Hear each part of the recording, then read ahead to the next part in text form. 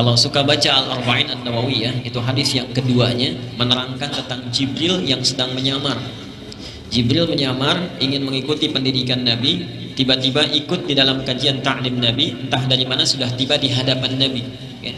Hadisnya dari Umar bin Khattab radhiyallahu anhu, beliau menyampaikan, "Bainama nahnu julusun inda Rasulillah."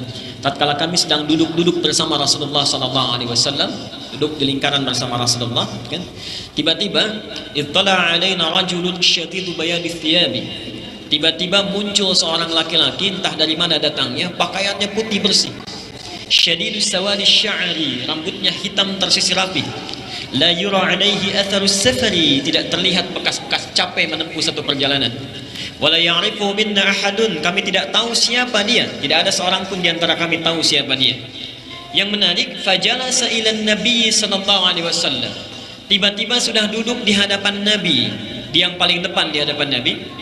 Fasnada rukbatayhi ila rukbatayhi, menyandarkan kedua lututnya di dekat dengan lutut Nabi. Wa wada'a kaffayhi ala fakhizaihi, meletakkan dua tangannya di telapak di pahanya. Faqala ya Muhammadun akhbirni 'anil Islam. Kemudian dia bertanya tentang Islam, bertanya tentang iman, bertanya tentang ihsan, dan bertanya tentang hari kiamat di akhir pertanyaannya. Ini sudah kita bahas. Nah, yang menarik di muqaddimah hadis ini, ternyata Jibril disebut oleh Nabi sedang menyamar menjadi seorang murid sekaligus guru. Atakum yu'allimukum dinakum. Dia datang untuk mengajarkan ajaran agama kalian. Nah, para ahli hadis menyebutkan, muqaddimah hadis ini menyebutkan Jibril tiba-tiba berada di hadapan Nabi. Ini adab dalam menuntut ilmu. Kalau kita sudah datang ke majlis ilmu, bergegas untuk mendapatkan saf yang paling depan. Bergegas untuk mendapatkan saf yang paling depan. Mendekat kepada pengajar itu lebih baik. Ini adab dari menuntut ilmu, dari hadis yang telah dibacakan tadi. Kenapa? Karena orang yang paling depan, yang paling mendekat, itu cenderung satu akan serius dalam mendapatkan pengetahuannya, dalam menempuh pelajarannya. Kedua, cenderung tidak terganggu dengan hal-hal yang bisa memalingkannya, bahkan ditahan nanti. Misal mau ngantuk saja sudah malu ya, masa ngantuk di hadapan guru gitu kan? Baik. Ada hal-hal yang misalnya bisa memalingkan dia. Ada SMS, kelihatan pegang HP dirubah jadi merekam, simpan di depan, kan? Di belakang itu bisa terganggu kita. Mau mengerjakan apa saja bisa. Mau bikin status bisa. Mau SMS-an bisa. Sedang ta'lim di Al-Ihsan katanya kan, duduk di belakang. Kalau di depan tidak bisa. Nah, itu di antara hadis yang bisa kita ambil maknanya. Kita akan lanjutkan kajian kita insyaallah. Jadi mudah-mudahan siapapun yang hadir di sini diberikan kebaikan oleh Allah Subhanahu wa taala, keberkahan dalam manfaat ilmu yang bisa dipelajari. Bapak Ibu sekalian, insyaallah kajian kita di pagi ini akan melanjutkan topik yang telah kita bahas di bulan yang lalu mengenai kajian sunnah nabawiyah, yaitu segala aktivitas Nabi sallallahu alaihi wasallam dalam malam dan siangnya dalam 24 jam yang bisa kita pelajari sebagai sunnah kehidupan kita. Jadi kajian kita tentang An-Nabawiyah mendalami perilaku aktivitas Nabi sallallahu alaihi wasallam selama 24 jam, dari mulai bangun tidurnya sampai kembali beliau menunaikan tidurnya. Biidznillah insyaallah, seperti disampaikan pertemuan yang lalu atau sebelumnya, bahwa tujuan dari belajar sunnah nabawiyah ini untuk menunjukkan dua manfaat utama. Satu, membuktikan kecintaan kita kepada Allah. Karena Allah berfirman dalam Al-Quran surat ketiga Ali Imran ayat ke-31, "Qul in kuntum tuhibbunallaha fattabi'uni." Katakan Muhammad, jika kalian, maksudnya kepada kita umatnya, menyatakan diri mencintai Allah, cinta kepada Allah Subhanahu wa taala, maka bukti cinta itu ditunjukkan dengan cara mengikuti sunnah Nabi sallallahu alaihi wasallam. Jadi kita berusaha untuk makan sesuai dengan sunnah Nabi, berjalan kita sesuai dengan sunnah Nabi, tutur kata kita sesuai dengan sunnah Nabi, bekerja bapak ibu sesuai dengan sunnah Nabi, dalam merawat anak-anak di rumah sesuai dengan sunnah Nabi, bahkan bagaimana senyum pun sesuai dengan sunnah Nabi. Ketika kita meneladani itu semua, maka disebut oleh Allah sebagai umat yang mencintai Allah, dan dibalas oleh Allah Subhanahu wa taala, yuhibbukumullahu wa yaghfir lakum. Pada orang-orang demikian saat di dunia Allah akan cintai dan diampuni atau berpotensi diampuni dosa-dosa yang pernah dilakukan. Yang kedua, kita mengamalkan tuntunan Rasulullah sallallahu alaihi wasallam, yaitu bagi orang-orang yang mengikuti sunnahnya akan diberikan hadiah oleh Nabi. Ketika di akhirat nanti dia akan tinggal bersama Rasulullah sallallahu alaihi wasallam. Subhanallah, nanti ada 4 tingkatan surga. yang bisa ditinggali oleh setiap muslim. Yang paling utama bersama Rasulullah. Yang kedua nanti yang tinggal di taman surga. Yang ketiga yang rumahnya seluas langit dan bumi. Dan yang keempat yang tidak disebutkan sifat detailnya di Quran, tapi disebutkan oleh Nabi, ma la 'ainun ra'at wa la udhunun sami'at wa la khatara 'ala qalbi bashar. Jadi keempat tingkatan dia ada semuanya di Quran dan Sunnah. Baik. Yang pertama bersama Rasulullah, siapa mereka? Man ahabba sunnati faqad ahabbani. Siapa yang mencintai sunnahku, dia sungguh telah mencintaiku. Wa man ahabbani kana ma'i fil jannah. Dan siapa yang mencintaiku akan bersamaku nanti di surga. Tingkatan orang ya yang paling utama. Mudah-mudahan dengan kajian kita ini, di dunia kita tidak bisa melihat Rasulullah, di dunia kita tidak bersama Rasulullah, tapi di akhirat nanti mudah-mudahan insyaallah kita bisa menatap keagungannya, melihat kemuliaannya, dan berinteraksi kesehariannya tanpa terpisahkan oleh maut lagi bersama Rasulullah SAW. Baik, karena itu ikhwan sekalian, mari kita mulai kajian kita dengan mempersingkat dulu bahasan yang telah lalu. Di pertemuan yang lalu kita telah membahas bagaimana sifat Nabi SAW ketika bangun dari tidurnya. Apa yang dilakukan oleh Rasulullah? Yang barangkali lupa atau belum sempat mengingat, hadisnya nanti bisa dilihat di Sahih Al-Bukhari nomor hadis ke-181. Sahih Al-Bukhari nomor hadis 181. Hadis riwayat Abdullah bin Abbas radhiyallahu anhuma. Saya persingkat, Nabi sallallahu alaihi wasallam disebutkan dalam hadis ini sifat yang pertama, saat bangun dari tidurnya, beliau bangun tidak langsung berdiri, tapi duduk dulu. Dibangun dari tidur, beliau duduk dulu. Kemudian yamsahu atharan naum, menghapus sisa-sisa ngantuk yang ada di wajahnya, di matanya. Jadi kalau kita ingin mengikuti sunnah Nabi dalam bangun kita, jadi duduk dulu, kemudian masih ada sisa-sisa ngantuk, kita bersihkan dulu di mata kita. Setelah itu kemudian membaca 10 ayat terakhir di surah Ali Imran. Ini barangkali yang belum banyak diketahui. Membaca 10 ayat terakhir di surah Ali Imran, yang dari inna fi khalqis samawati wal ardi wa ikhtilafil laili wan nahari la ayatin li ulil albab sampai ayat ke-200-nya. Ya ayyuhalladzina amanu sabiru wa sabiru wa rabitu wattaqullaha la'allakum tuflihun. Jadi 10 ayat terakhir. Selesai itu baru kemudian membaca doa. Kita berhenti sampai di sini kemarin. Alhamdulillahilladzi ahyana ba'dama amatana wa ilaihin nusyur. Berkhusnudzan kita kepada Allah bahwa sebagian ikhwah kita, alhamdulillah, boleh jadi 85% telah mengamalkan ini. Tapi yang 15% belum teramalkan, yaitu yang membaca surah Ali Imran 10 ayat terakhirnya, gitu ya. Baik. Baik. Dengan kajian ini insya Allah kita belajar untuk membaca, pelan-pelan kita hafalkan, setiap bangun tidur insya Allah kita amalkan itu. Baik ya. Jadi itu sampai di situ pembahasan kita pertemuan yang lalu.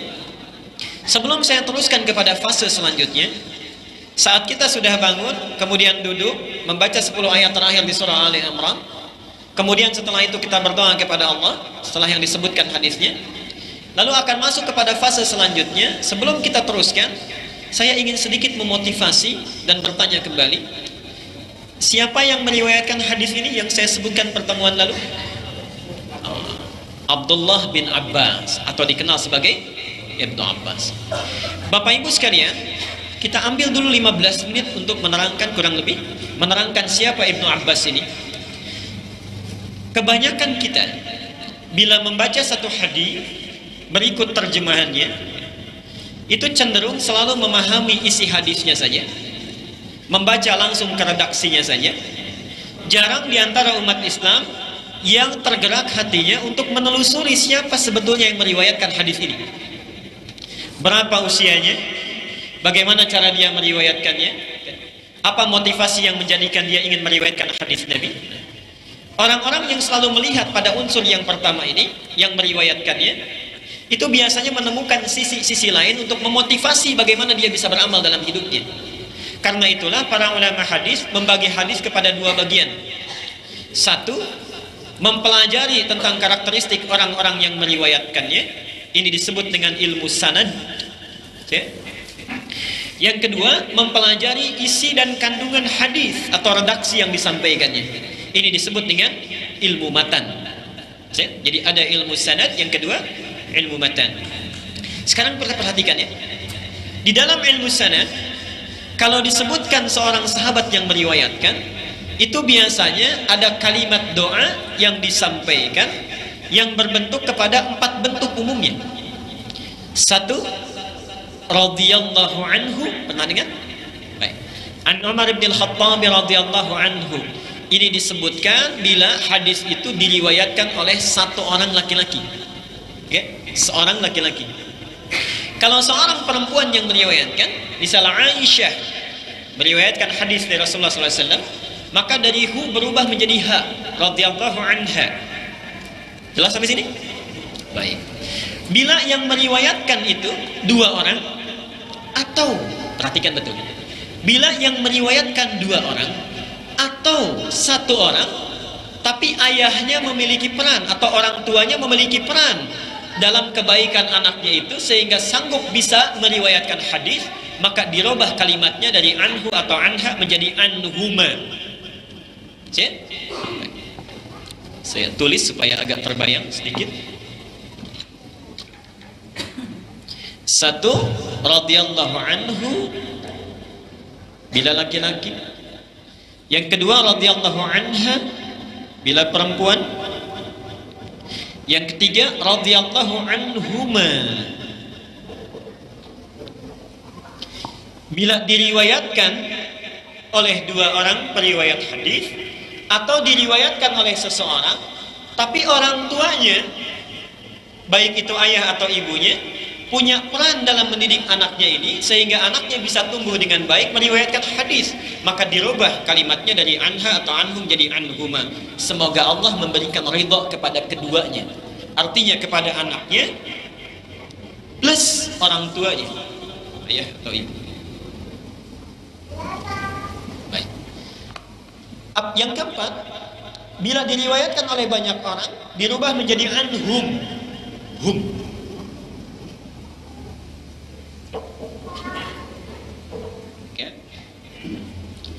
Ada tambahan sedikit khusus untuk Ali bin Abi Thalib.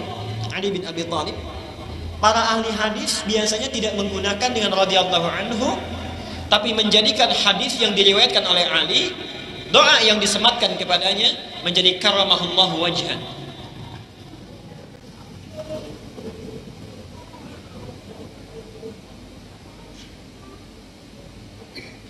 Wajhan. Ini khusus untuk Ali bin Abi Thalib. Kenapa? Konon kabarnya ini ada 2 riwayat.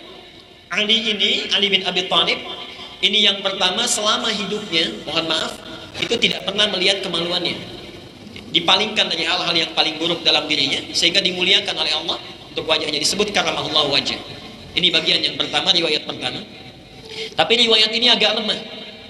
Yang paling kuat riwayatnya adalah Ali bin Abi Thalib satu ketika sedang bersama Rasulullah, lewat seorang perempuan, tak sengaja tertatap oleh Ali, dipalingkan oleh Rasulullah. Cukup ya Ali, pandangan yang pertama. Seterusnya setan yang menggoda. Ketika dipalingkan itulah kemudian muncul doa karamahullah wajah, yang memuliakan wajahnya dengan memalingkannya kepada yang lebih baik dari hal-hal yang maksiat. Itu langsung dipalingkan. Bapak jangan salah ambil rumus ya.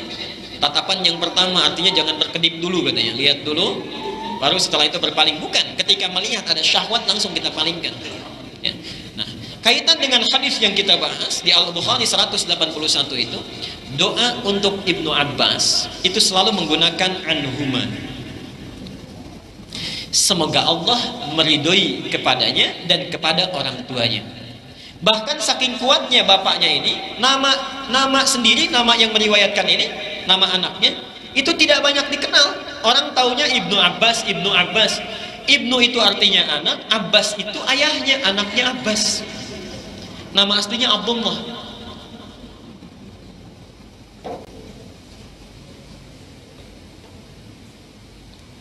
Sekarang kita perhatikan betul. Abdullah anaknya Abbas. Baik. Siapa itu Abdullah? Siapa itu Abbas? Saya akan bahas ini dulu pelan-pelan. Abbas itu adalah salah seorang paman Nabi, satu dari 11 paman Nabi. Nabi SAW memiliki 11 orang paman. Di antaranya adalah Abbas bin Abdul Muttalib.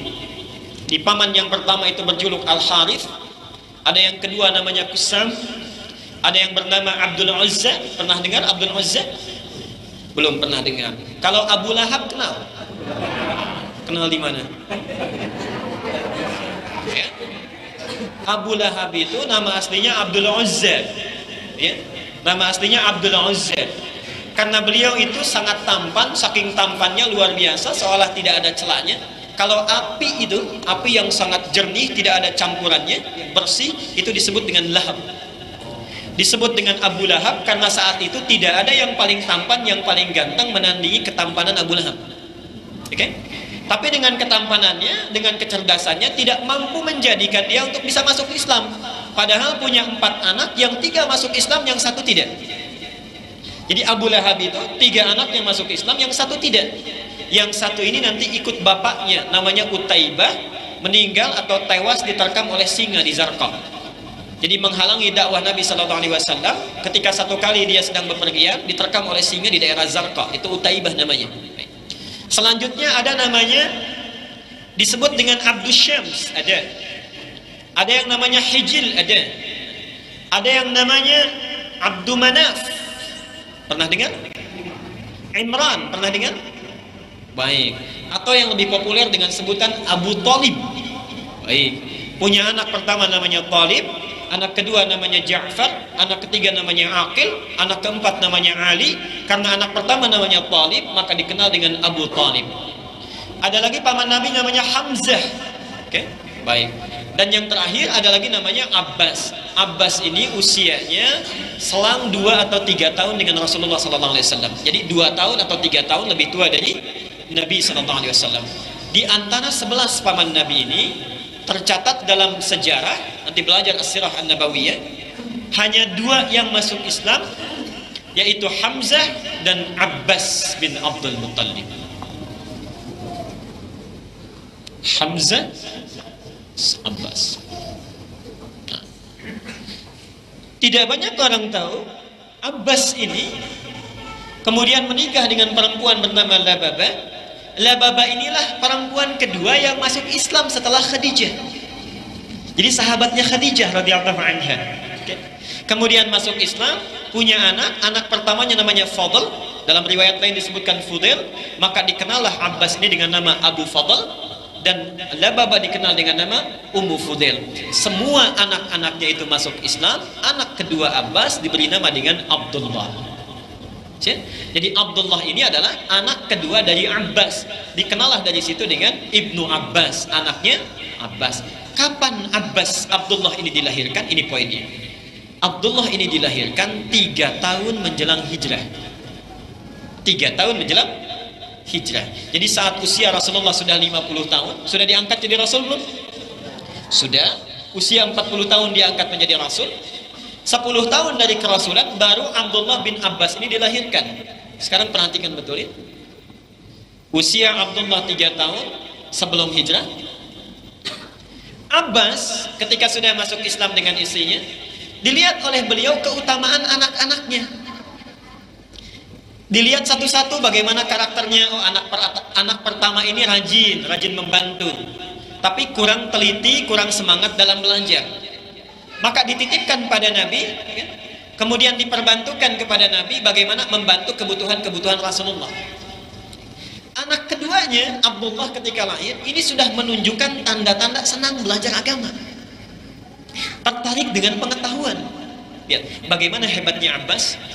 Ketika terlihat tanda-tanda seperti itu, dibawa oleh Abbas dari sejak kecilnya, di mana Rasulullah SAW mengadakan ta'lim, di situ diajak Abbas. Dalam fikihnya Nabi, dalam ta'lim fikihnya Abdullah diajak, dalam ta'lim tafsirnya diajak Abdullah itu, sehingga muncul satu sifat dan satu karakter yang tidak dimiliki oleh anak-anak lainnya. Contoh, ketika Rasulullah sedang ta'lim, ini anak tidak mau bermain kecuali ke tempat ta'limnya Nabi.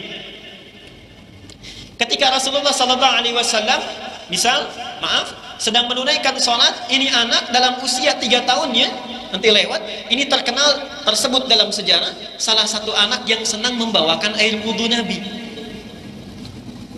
Sampai dalam keadaan masih merangkaknya ditemukan oleh Nabi, didoakan oleh Rasulullah, Allahumma faqihhu fiddin wa 'allimhu ta'wil. Pernah dengar hadis itu? Baik. Nah, sekarang perhatikan. Apa kaitan dengan materi yang kita bahas? saat Nabi hijrah ke Madinah, ini usia Abbas masih sekitar 45 atau 6 tahun. 45 atau 6 tahun.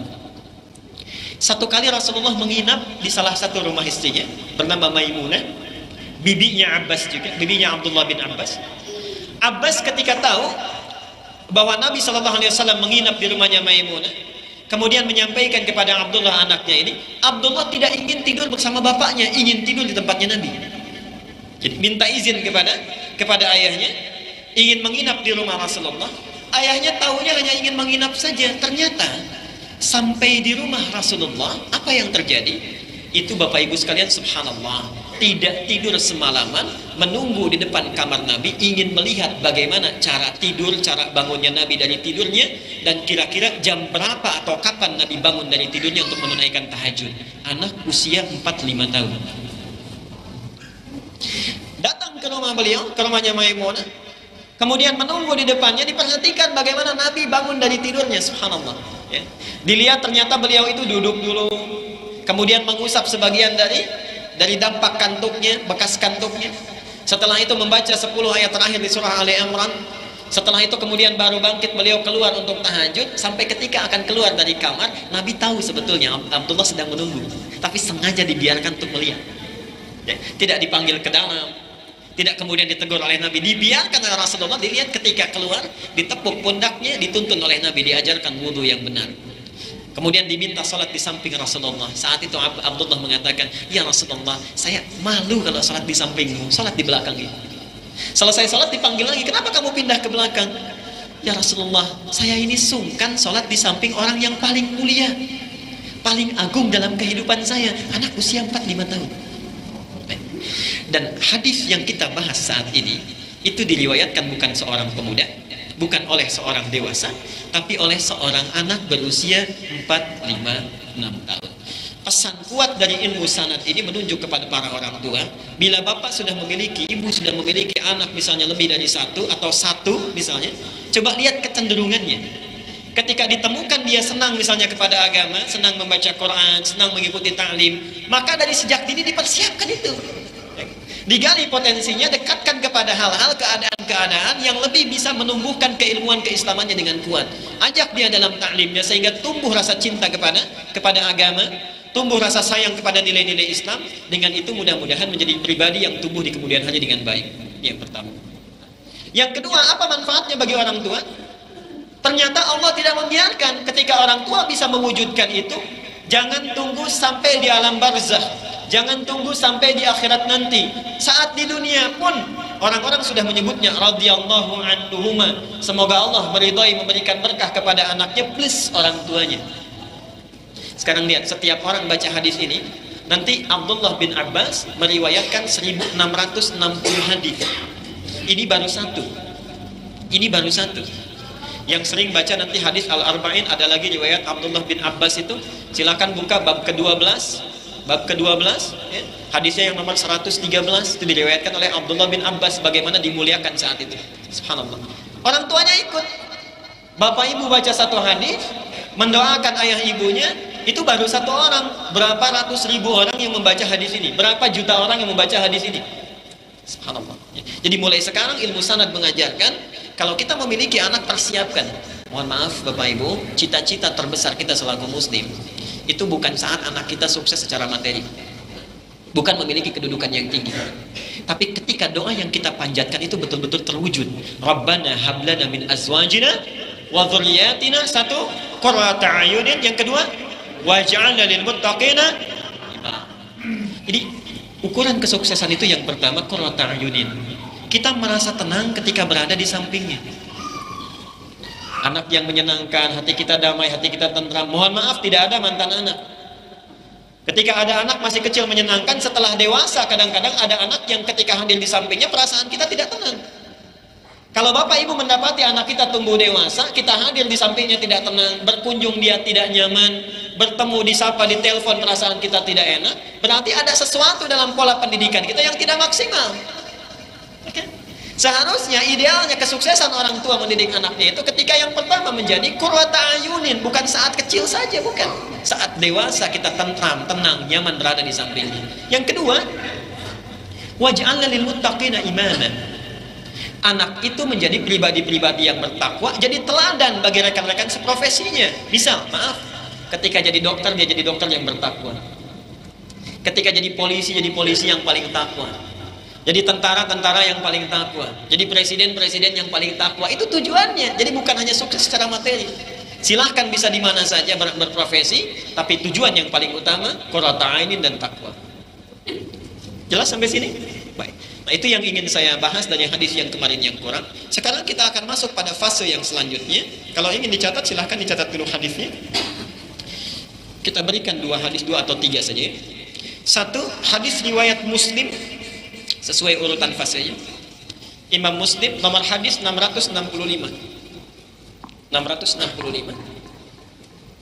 Yang kedua Al-Bukhari. Saya mengurutkan berdasar fasenya ya, bukan kekuatan hadisnya. Al-Bukhari nomor hadis 849. 849. Dan At-Tirmidzi nomor hadis 22. Nomor hadis 22. Sudah dicatat? Baik. Sekarang mari kita teruskan.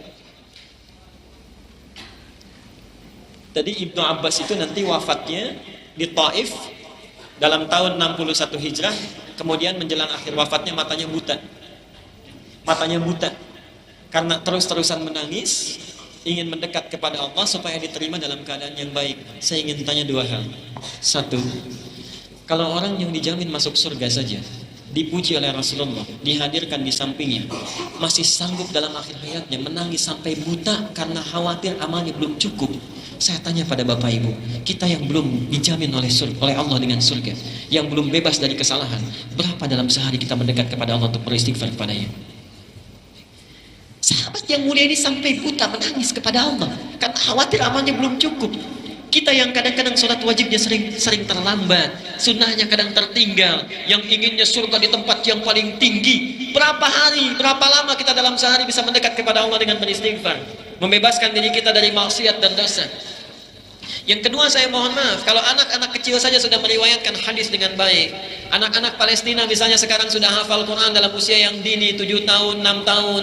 Di Irak juga demikian, di Afghanistan demikian, di Afrika Tengah yang dibantai itu negeri Quran, subhanallah. Itu negeri Quran. Di Darfur itu orang-orang yang hafal Quran. Karena itu Allah sangat sayang kepada mereka, subhanallah. Usia anak-anak kecil itu diwafatkan oleh Allah lebih cepat karena Allah sayang, bekalnya sudah cukup. Bekalnya sudah cukup. Lihat bagaimana anak-anak kecil Palestina ketika misalnya ada pesawat Zionis membawa bom itu, membawa serpihan peluru-peluru yang menghujankan ke langit Gaza. Apa yang dilakukan? Bukan lari, keluar dari rumahnya membawa senjata main-mainan. Dia katakan kepada kawannya, nama saya sudah terukir di bom itu. Kata kawannya, bukan kamu, saya duluan. Bukan kamu, saya duluan. Apa yang menjadikan mereka begitu semangat untuk menjemput syahadah itu? Karena mereka merasa, saya sudah mendekatkan diri pada Allah dengan hafal Quran, saya ingin cepat bertemu Rasulullah, saya ingin cepat mendapatkan janji Allah.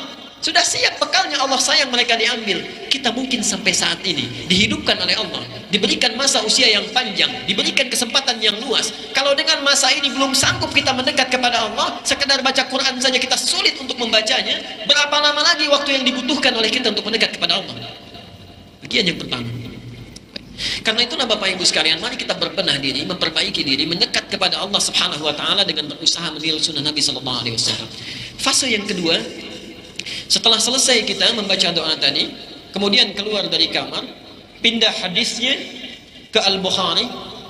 Pindah hadisnya ke Al-Bukhari, ke Muslim dulu, maaf, ke Muslim dulu. Baik. Hadis riwayat Abu Hurairah. Hadis Muslim, hadis riwayat Abu Hurairah. Rasulullah sallallahu alaihi wasallam menyampaikan, An Abi Hurairah radhiyallahu anhu, hadis diriwayatkan oleh Abu Hurairah, semoga Allah meridai kepadanya. Qala, beliau menyampaikan, kana Rasulullah sallallahu alaihi wasallam, adalah Rasulullah sallallahu alaihi wasallam, idza staiqadha min al-lail, apabila beliau bangun di sebagian malamnya. Ini menunjuk bahwa nanti ada makna minal lail, maksudnya bangun kita jangan terlambat sebelum fajar, sudah bangun pelan-pelannya. Idza staiqadha minal lail, kalau beliau bangun dari tidurnya di sebagian malam, kemudian keluar, Rasulullah SAW thumma qala, kemudian beliau menyampaikan, okay? Fala yaghmis yadahu al-ina, maka janganlah kita menyentuh bejana atau sesuatu yang bisa kita pegang, hatta yaghsilaha thalathan, sampai dia membasuh tangannya dulu sebanyak 3 kali. Jadi saat kita selesai membaca doa tadi, kemudian keluar dari tempat tidur, yang dilakukan adalah menuju ke kamar mandi atau wastafel, kemudian cuci dulu tangan kita 3 kali.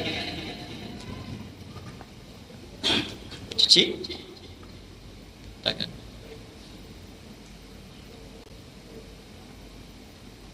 Sudah?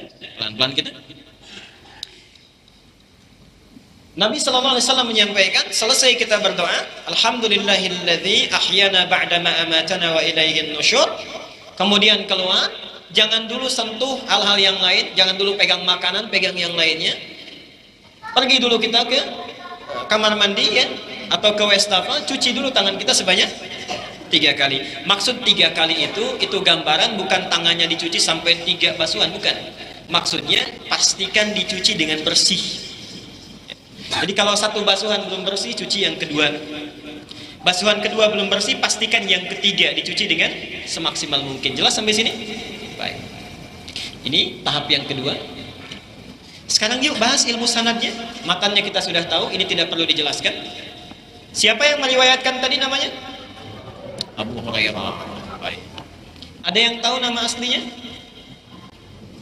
Ayo, masih ingat? Angkat tangan, saya berikan hadiah.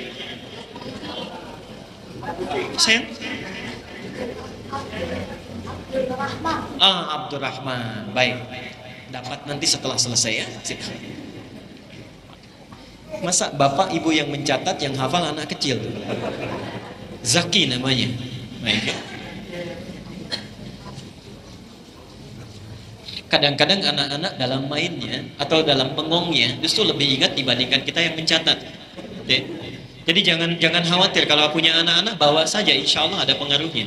Okay? Abu Hurairah itu nama aslinya dalam riwayat berselisih ulama, ada yang mengatakan Abdullah, ada yang kedua mengatakan Abdurrahman. Riwayat yang paling kuat disebutkan adalah Abdurrahman.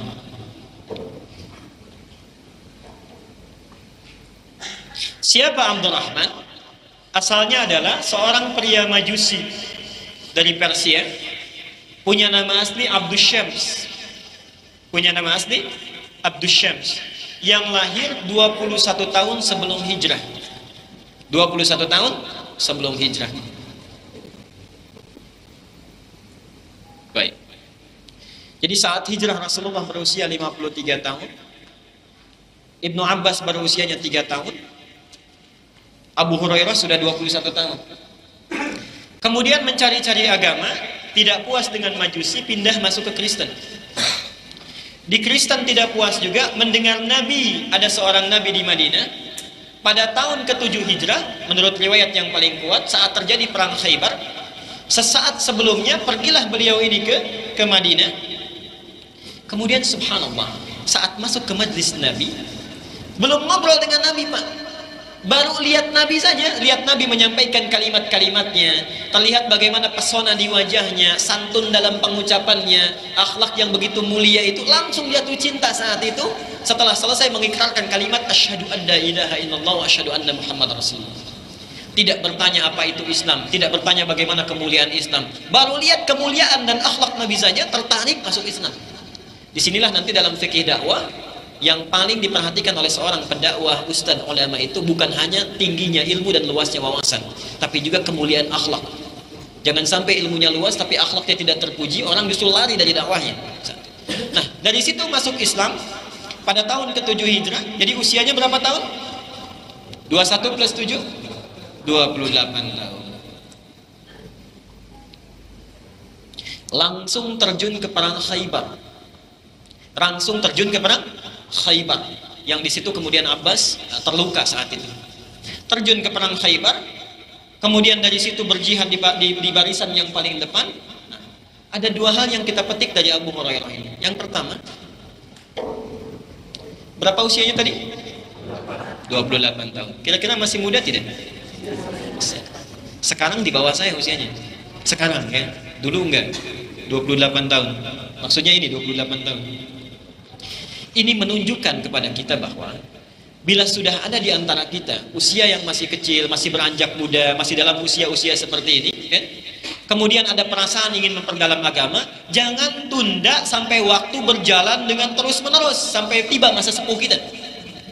Kalau masih punya kemapanan, punya kemampuan, masih usia cukup lumayan, masih bagus perkembangannya, masih matang, maka maksimalkan di masa itu untuk memperbanyak pengetahuan agama kita. Jelas sampai sini ya? Dan itu dihargai besar Rasulullah SAW. Perhatikan dalam salah satu sabdanya, Nabi menyampaikan, sab'atun, ada 7 golongan, yadhilluhumullahu fi dhillin lauma la dhilla illa dhilluh, yang akan dinaungi oleh Allah saat dihisab nanti, saat orang-orang merasakan kesulitan yang luar biasa. Nanti lihat dalam riwayat, saking sulitnya mereka sudah tidak peduli mau masuk surga, mau masuk neraka, yang penting dihisab saat itu. Saking sulitnya. Ternyata di antara 7 ini, setelah al-imamul adil, pemimpin yang adil, kemudian 2 orang syaban yatahabbani fillah, 2 orang yang saling mencintai karena Allah, berpisah karena Allah, bertemu karena Allah. Dan yang ketiga ini yang menarik, syabun, anak muda, qalbuhu muta'alliqun bil masajid, yang hatinya selalu lekat, tersentuh, ingin selalu dekat dengan masjid. Anak muda. Kenapa yang sepuh tidak disebutkan? Karena yang sepuh itu sudah otomatis. Anak muda yang dunianya masih dunia permainan, dunia ingin membuktikan diri. Ada orang lain main, ini ke masjid. Ada orang lain berlibur, ini ke masjid. Ada orang lain bertamasya, bermain-main dengan pasangannya, dia ke masjid. Subhanallah. Dan godaannya tidak mudah, apalagi di zaman sekarang. Masuk Februari, ada konon katanya hari kasih sayang, Valentine, dihabiskan kasih sayang di hari itu sehingga habis, gak ada lagi. Setelah menikah sudah tidak ada lagi kasih sayang, gitu kan? Tantangannya tidak mudah, banyak sekali godaannya, sehingga dihargai oleh Nabi. Sekarang perhatikan bagaimana Abu Hurairah memberikan keteladanan. Sebelum kesini kita masuk dulu kepada salah satu sahabat yang pertama masuk Islam sebelum ini. Usianya sangat muda, 17 tahun. Pernah dengar nama Arqam bin Abi Arqam? Tidak banyak orang tahu Arqam bin Abi Arqam ini orang ke-17 yang masuk Islam dari 40 orang yang masuk Islam, as-sabiqun al-awwal. Orang ke-17 yang masuk Islam, usianya baru 17 tahun. Usianya baru 17 tahun. Pengusaha yang sangat sukses. Saking suksesnya mewakafkan salah satu rumahnya yang berada di atas Bukit Sofa. Jadi kalau kita ke Bukit Sofa itu, ini Sofa, kemudian jalan di antara 2 lampu hijau, di sini Marwah, di sini ada satu yang disekat ya, daerah yang disekat itu. Nah ini kesininya rumahnya Arqam bin Abi Arqam. Usianya saat itu masih 17 tahun. Tapi subhanallah, dalam usia 17 tahunnya bersama sahabat-sahabat yang lainnya yang sepuh, itu rata-rata pengusaha, Bapak Ibu. Setelah masuk Islam, usahanya tidak pernah rugi, selalu untung. Tidak pernah rugi, selalu untung. Termasuk Arqam bin Abi Arqam. Termasuk di sana ada seorang sahabat bernama Abu Bakar. Termasuk di dalamnya ada Utsman bin Affan. Termasuk ada Khadijah, istrinya Rasulullah SAW. Itu rata-rata semuanya pengusaha, orang sibuk, dan kesibukannya juga luar biasa. Sekarang saya timbul satu pertanyaan lagi ya, mohon maaf.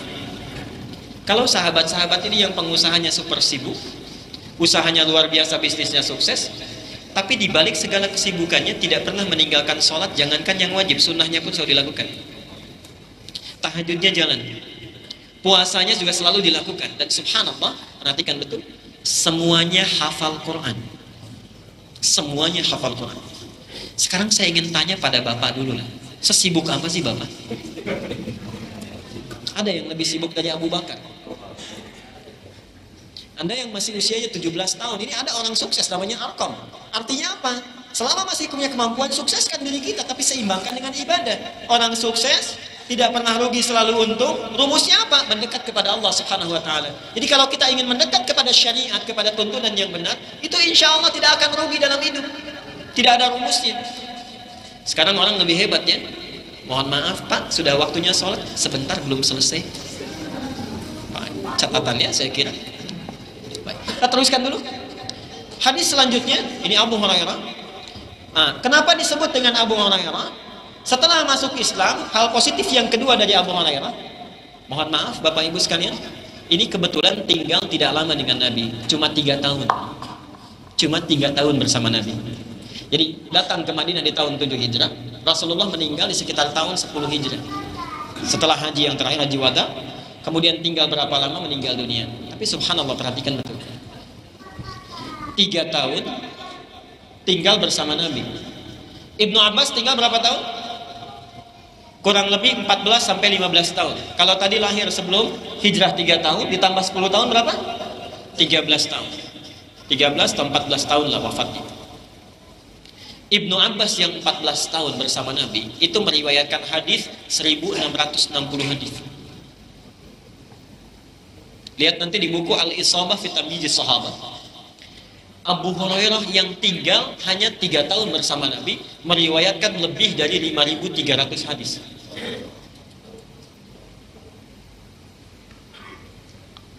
Apa yang dilakukan oleh sahabat ini setelah masuk Islam berubah namanya jadi Abdurrahman? Apa yang dilakukan? Dia menatap pada dirinya, ya Allah, saya mungkin tidak lama bersama Nabi, tapi saya tidak ingin berpisah dengan Rasulullah di akhirat nanti. Dilihat ayatnya, ditunggangi ayatnya, dilihat hadisnya, ditunggangi hadisnya. Orang yang ingin tinggal bersama Nabi maka ikuti sunnahnya. Dilihat bagaimana berperilakunya. Apa yang dilakukan? Dalam 3 tahun ini selalu diikuti Nabi. Belum keluar dari rumahnya, ditunggu di depan rumahnya. Dilihat bagaimana jalannya Rasulullah. Dilihat bagaimana tuturnya Rasulullah. Dilihat bagaimana makannya Rasulullah. Dilihat bagaimana sifat salatnya Rasulullah. Tidak pernah lepas dari cengkeraman beliau. Kemanapun Nabi berjalan diikuti oleh beliau. Apa yang diharapkan? Satu saja, saya bisa tinggal bersama Nabi di akhirat nanti, tidak ingin berpisah dengan dia. Itu sunnahnya. Nah sekarang Abu Hurairah meriwayatkan lebih dari 5.000 hadis, ditunjukkan kepada kita, sengaja dicatat oleh beliau untuk membagi pengalaman kepada kita yang hadir saat ini khususnya, dan umat Islam umumnya. Kalau Anda ingin seperti saya mengikuti jalannya dan insya Allah bersama Nabi nanti, maka pelajari di antara sekian hadis yang telah diriwayatkan. Di antara hadis yang selanjutnya kita masuk ke Al-Bukhari, tadi telah dicatat. Muslim, pindah lagi ke Al-Bukhari, kemudian disebutkan At-Tirmidzi, Tirmidzi nomor hadis ke-22. Setelah selesai mencuci tangan, kemudian kita cuci. Dari situ kemudian kita bersiwak, menyikat gigi ya. Yuk pelan-pelan.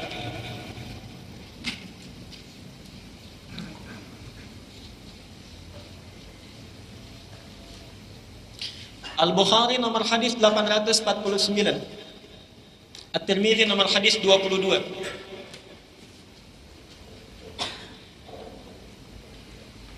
Tirmidzi hadis 22. Baik. Perhatikan betul. Karena Rasulullah sallallahu alaihi wasallam adalah Nabi sallallahu alaihi wasallam, kan? Idza staiqadha minal lail, selalu redaksinya apabila bangun di sebagian malam. Jadi kalau malam kita bagi 3 itu ya. Kemarin telah saya jelaskan bagaimana memulai tahajudnya. Bisa dimulai kalau dikonversi ke waktu sekarang bisa 1:30 kan? Bisa kita mulai misalnya jam 2 atau jam 2:30. Kalau fajarnya sekarang jam 4:35 di Baitur Rahim, di Galaksi, di sini mungkin sama ya. Baik. Jam berapa sholat subuhnya? Oh, enggak, itu adzan subuh. Adzan subuh, salat subuhnya ada yang jam 5, ada yang 5:30, 5:15 ya.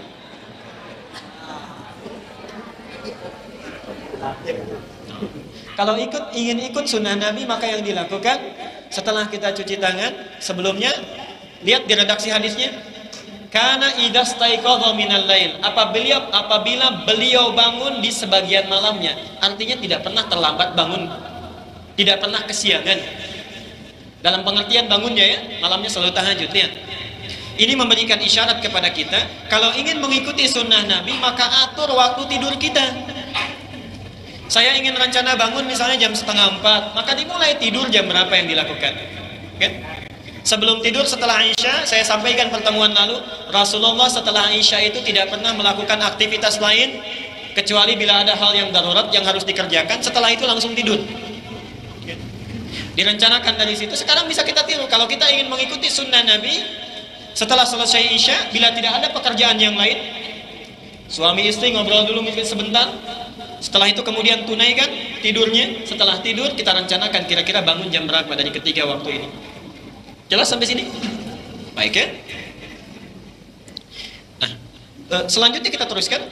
Setelah beliau sallallahu alaihi wasallam mencuci tangannya, kemudian dilanjutkan yashushufahu bisiwak, membersihkan giginya, lisannya, mulutnya dengan siwak.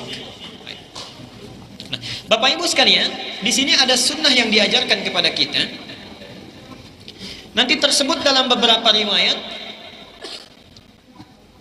Nabi sallallahu alaihi wasallam itu selalu bersiwak di 20 atau 21 keadaan. Di 20 atau 21 keadaan. Satu dalam setiap sholatnya, dalam setiap sholatnya, baik yang wajib atau sunnahnya. Kalau yang wajib ada berapa waktu? 5. Baik, yang sunnah ada berapa? Baik. Kurang lebih kalau kita hitung 10 ya, dengan malamnya 10 tambah 5 berapa? 12. Baik. Rasulullah bersiwak saat akan memasuki rumahnya. Saat akan memasuki rumahnya. Jadi kalau Bapak ingin mempraktikkan sunnah Nabi, pulang kantor, mau masuk rumah itu siwak dulu, sikat gigi dulu. Sehingga assalamualaikumnya lisannya sudah bersih, kan? Baunya sudah harum, bekas durian yang dimakan sendirian sudah nggak ada, gitu kan? Baik. Yang di rumah sudah tidak tahu. Jadi itu diantaranya. Nah, setelah kita selesai mencuci tangan, kemudian bersiwak terlebih dahulu. Apa artinya siwak? Singkatnya siwak itu bersikat gigi, membersihkan gigi.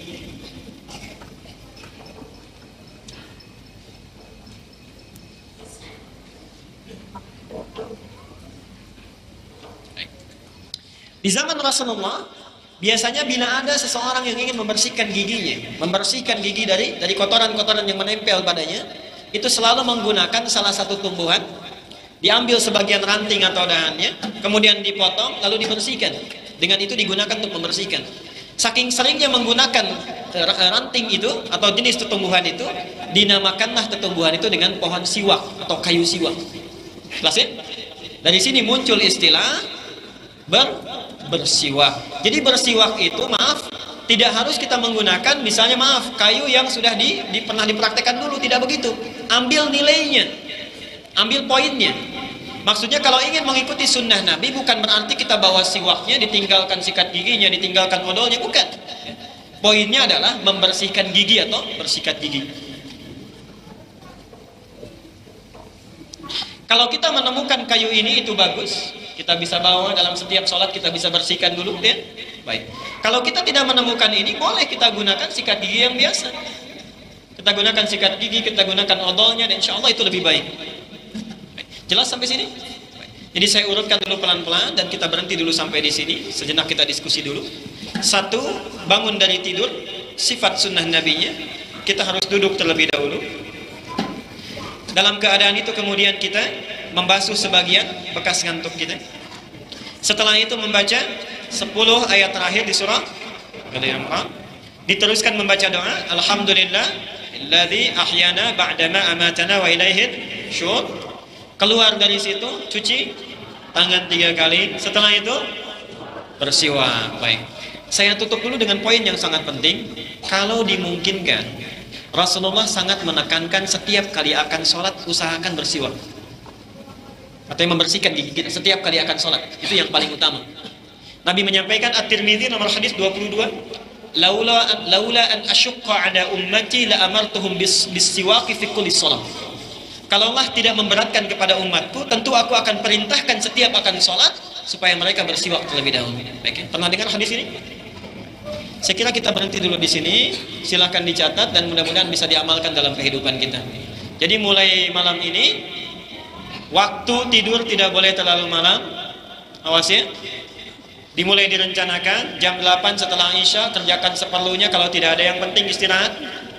Bangun di pertengahan malam, kerjakan ini. Kalau nanti tidak ada pertanyaan, kita akan lanjutkan pada yang selanjutnya. Bagaimana sifat Nabi kemudian berwudu.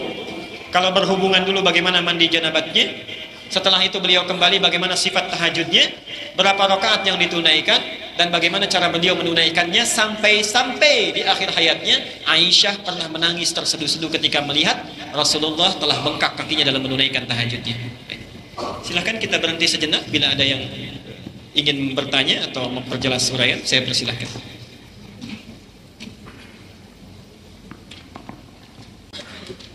Ada yang bertanya? Silakan. Baik, tidak ada? Bapak dulu. Kalau yang bangun malam itu ada dua atau tiga. Ya. Kita menentukan sendiri itu apakah 30 atau 20. Baik. Baik, bagus, kebaikan. Baik sekali pertanyaannya. Ada pertanyaan di Bapak, mana yang paling utama di antara tiga ini dan bagaimana cara menentukannya? Bapak Ibu sekalian, waktu malam dibagi kepada tiga bagian. Setelah saya jelaskan pertemuan yang lalu. Satu dinamakan dengan lail. Lail itu waktu panjang yang membentang dari ba'da isya sampai menjelang fajar. Waktu yang panjang membentang dari ba'da isya sampai menjelang fajar. Jadi kalau isya sekarang, misalnya azannya jam 7:02, kemudian selesai setengah 8. Setengah 8 sampai menjelang fajar itu disebut dengan lail. Orang yang sholat di waktu ini kalau tidak tidur dulu, itu dinamakan sholatnya qiyamul lail. Jelas ya? Jadi kalau Bapak misalnya sholat jam 10 sebelum tidur, atau begadang misalnya malamnya sholat, itu bukan tahajud, itu disebut dengan qiyamul lail. Bagian yang pertama. Yang kedua, pindah waktunya. Ada waktu di antara lail ini yang waktu bisa digunakan atau waktu yang muncul setelah kita tidur dulu. Di antara waktu lail yang terbentang tadi, kita tidur dulu misalnya setelah isya, kemudian kita bangun di jam 12 misalnya, atau bangun di jam 1. Nah, waktu yang muncul setelah kita tidur dulu itu di antara waktu lain, itu disebut dengan tahajjud waktunya. Waktunya disebut apa? Tahajjud. Aktivitas yang dilakukan pada waktu itu disebut dengan tahajud. Jelas ya? Disebut dengan tahajud. Nah, ukuran waktu tahajud ini kalau kita konversi ke waktu, Nabi SAW, saya jelaskan di pertemuan yang lalu, itu beliau selalu tidur di antara 5 sampai 6 jam. Di antara 5 sampai 6 jam. Kalau kita ibaratkan isya selesai jam 8, kira-kira antara 5 sampai 6 jam itu jam berapa kira-kira bangun? Jam 1 atau jam 2 kan? Nah, ini ukuran yang terbaik yang pertamanya. Jam 1 atau jam 2. Ambil pertengahan lah, jam 1.30 ya. Pertengahannya. Baik. Jadi ini awal saat waktu bangunnya. Wa minal laili fatahajjad. Ambil bagian ini yang pertama. Kemudian misalnya kita ambil waktu setelah ini, mau 2/3-nya.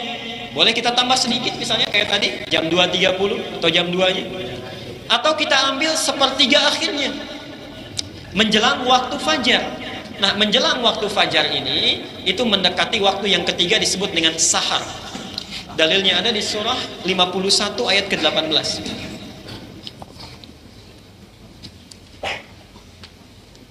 Surah 51 ayat 18. Wabil asharihum yastaghfirun. Sekarang perhatikan betul. Ini 1.30, ini 2.30, yang ini 3.30. Oke. Ini di 1/3 akhirnya. Saat waktu ini selesai, akan masuk ke waktu fajar. Antara akhir 1/3 malam dengan waktu fajar, itu ada waktu singkat yang disebut dengan sahar. Jamaknya ashar. Ya? Baik. Waktunya disebut sahar. Aktivitas yang dilakukan di waktu sahar ini dinamakan dengan sahur. Karena itu nanti di bulan Ramadan ada makan yang dilakukan di waktu ini, makannya disebut makan apa? Makan sahur. Jelas ya? Kenapa disebut makan sahur? Ini ingin memberi petunjuk kalau sahur jangan terlalu awal. Ada orang yang 1:30 sudah masak, jam 2 sudah makan, ya lapar nanti. Dekati kepada fajar, masak jam 3, kan 3:30, makan menjelang fajar jam 4 dan seterusnya. Nanti kita akan bahas dekat-dekat Ramadan, ada fikih puasa yang sering keliru. Saya beri contoh misalnya. Kalau subuhnya jam 4.35 nanti Ramadan, imsaknya jam berapa? 4.25. Baik. Jam 4.25. Kita sudah clear. Jam imsaknya 4.35. Imsak itu waktu fajar, waktu subuh. Jadi imsak itu maksudnya adalah sesuatu yang dilarang. Puasa itu nama lainnya imsak. As-siyamu wal imsak. Jadi kalau sudah muncul waktu imsak, tidak boleh kita makan minum lagi. Itu maksudnya saat fajar. Kalau sebelum fajar itu bukan waktu imsak, namanya tanbih. Peringatan, lampu kuning. Jadi kalau sudah misalnya jam 4.25, kita masih boleh makan, masih boleh minum, tapi hati-hati. Jangan-jangan saat makan itu azan. Itu bukan waktu imsak, namanya tanbih. Kalau imsak itu artinya sudah tidak boleh makan minum lagi. Jelas sampai sini ya? Kadang-kadang kita bikin kalender pun keliru, jadwal imsakiyah katanya kan. Ya kita teruskan dulu ke sini sebentar jawaban Bapak. Jadi kalau Bapak ingin bangun, mana yang terbaik? Boleh memilih ini. Oke? Boleh memilih yang ini, juga boleh memilih ini. Masing-masing memiliki keutamaannya. Tapi biasanya, perhatikan, Nabi kalau memilih waktu yang ini atau yang ini, biasanya setelah tahajud tidur dulu sejenak. Jelas ya? Setelah tahajud tidur dulu sejenak. Kemudian bangun lagi di waktu sahar di sini. Bukan di fajar, bangun lagi di waktu sahar. Jadi sekiranya Bapak Ibu misalnya menunaikan bangun tahajud, ditunaikan di 1:30, kira-kira selesai jam berapa? Masa jam 2 kurang seperempat? Berapa bacanya? Oke, 2:30. Ambil 1 jam lah ya, agak lama-lama sedikit. Ambil 1 jam. 2:30, fajarnya jam 4:30, masih berapa jam? Kuat nggak sambil berdiri menunggu fajar? Baik, memang kuat, tapi hati-hati dampaknya bisa banyak. Setelah fajar atau kadang-kadang setelah fajar malah ngantuk gitu kan? Bekerja tidak maksimal. Nah, Nabi memberikan rumus, sekiranya Bapak bangun di sini setelah tahajud, Nabi SAW beristirahat sejenak. Setelah itu bangun di waktu sahar. Saat sahar ini itu tidak tahajud lagi. Apa yang dilakukan? Memperbanyak istighfar kepada Allah. Wabil ashari hum yastaghfirun. Kalau kalian sudah masuk pada waktu sahar, kata Allah, yang terbaik dilakukan itu bukan tahajud lagi, walaupun tidak dilarang. Yang terbaik adalah banyak istighfar kepada Allah Subhanahu wa taala. Kenapa? Karena antara waktu ini dengan ini, hadis sahih, Allah turun ke langit dunia. Jangan dibayangkan turunnya, bukan. Maksudnya memberikan rahmatnya, lalu menawarkan kepada hambanya, "Duhai hambaku, ya ibadi, wahai hambaku, siapa yang diantaramu menginginkan rahmatku saat ini, aku berikan rahmatku. Siapa yang menginginkan ampunan dariku, aku ampuni seluruh dosamu." Kira-kira kalau diberi pilihan, ingin rahmat, ingin ampunan dosa, mana yang dipilih? Malam ini ampunan dosa, besok rahmat.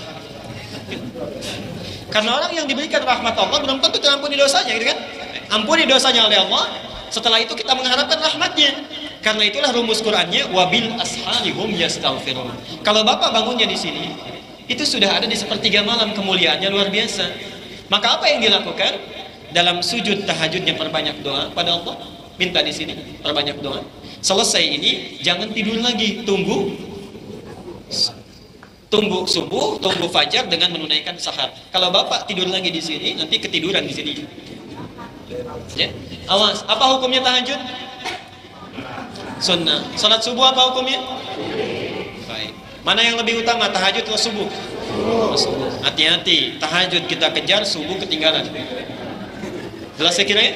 Jadi kalau Bapak tanya keutamanya itu relatif, nanti bisa yang ini utama, bisa yang ini yang paling utama. Baik, silakan Pak. Assalamualaikum.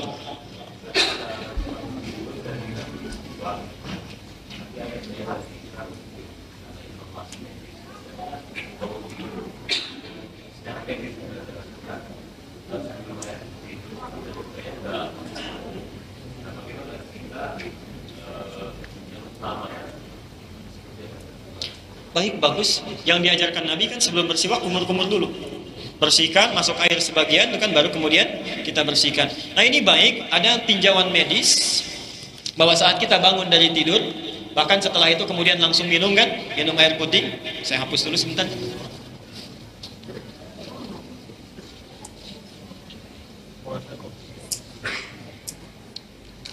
Sekarang lihat rumusnya ya.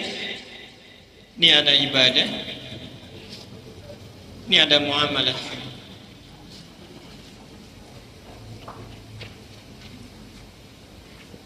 Perhatikan sekarang rumusnya. Kalau ibadah itu tidak boleh kita beda dengan Nabi, sama persis. Dan singkat sekali rumusnya, tidak usah kreatif. Baik ya? Kalau Nabi sudah mengatakan begini, Al-Quran, Sunnah ada contohnya, kita tidak perlu kreatif. Karena itu rumus fikihnya, di usul fikihnya, al-aslu fil ibadati haramun. Asal menunaikan ibadah itu tidak boleh dilakukan hatta yadullad dalilu ala amriha, sampai muncul dalil perintahnya. Jadi kalau urusan beribadah, cari perintahnya. Kenapa ini disebutkan? Untuk memudahkan kehidupan kita supaya tidak sulit ibadahnya. Ini saja lakukan. Dan kita tidak capek saking sayangnya Allah pada kita. Tapi kalau rumus dunia ini muamalah, ini boleh kita kreatif di situ. Oke? Yang dicari apanya? Larangannya, bukan perintahnya, larangannya. Saking sayangnya Allah pada kita, urusan muamalah, urusan dunia, jangan cari dalil perintahnya, cari larangannya supaya aktivitas hidup kita mudah. Kalau kita cari dalilnya, sulit hidup kita. Misal, maaf, pulang dari sini ingin beli nasi padang, mana dalilnya? Pesan jus alpukat, datang orangnya, Pak, ada dalilnya nggak? Susah kita. Baiknya cari larangannya. Nah, yang tadi disampaikan itu masuk kepada ranah muamalah yang terkait dengan ibadah. Ya kan? Ranah muamalah yang terkait dengan ibadah kita. Jadi menjadikan semua aktivitas kita sebagai ibadah karena Allah. Ini sifatnya ritual, ini sifatnya kehidupan sosial kita. Kalau ingin ini dilakukan menjadi ibadah, diniatkan karena Allah, maka diturunkan tuntunan oleh Nabi, ikuti cara terbaik Nabi. Jadi mengikuti sunnah dalam ibadah, mengikuti sunnah dalam muamalah. Nah, kalau ada dalam muamalah tidak bertentangan dengan aktivitas sunnah, walaupun pada masa itu belum dilakukan, boleh jadi bukan karena Nabi tidak melakukan, boleh jadi karena kesulitan dalam hal tertentu, kan? Kesulitan dalam keadaannya, dalam kondisinya, karena itu tidak dilakukan untuk memudahkan, maka tidak dilarang kita untuk melakukannya. Contoh, bangun dari tidur, setelah kita baca doa, kemudian selesai, sebelum keluar dari kamar mandi, sebelum keluar dari kamar tidur misalnya, minum air putih dulu, itu boleh, tidak dilarang. Kemudian kita meneruskan kepada tuntunan sunnah selanjutnya, kan tidak menyalahi sunnah. Setelah itu kita minum, kita berpindah dari baca doa, minum selesai, kemudian bersiwak. Ya. Tapi Nabi memastikan sebelum kita pegang bejananya, ada sunnah Nabi di situ nilainya umum. Cuci dulu tangannya. Okay? Di situ kita ambil poinnya, kita ambil nilainya. Jadi sebelum diminum, keluar dulu, cuci tangan, tangan setelah bersih kan, kemudian baru kita minum. Karena lihat bahasa hadisnya, karena kalian tidak tahu saat tidur itu tangannya megang apa. Kemana tangan itu meraba, kemana tangan itu memegang. Okay? Kita tidak sadar misalnya saat kita minum, sebelum cuci tangan kita minum dulu, kemudian setelah kita keluar, anak kita bangun yang kecil, dipeganglah gelas itu oleh anak itu, oleh tangannya, muncul bakterinya, menular dan sebagainya. Karena itu ambil poinnya, jangan tinggalkan keumuman sunnahnya, praktekkan sesuai urutannya. Jelas saya kira ya. Jadi kalau Bapak ingin mengisi minum antara cuci tangan dengan bersiwak, itu boleh, tidak dilarang, silahkan. Ingat jangan mempersulit diri sendiri ya. Kalau muamalah itu cari larangannya, jangan perintahnya. Silahkan, ada yang lain? Pak, dari belakang. Assalamualaikum.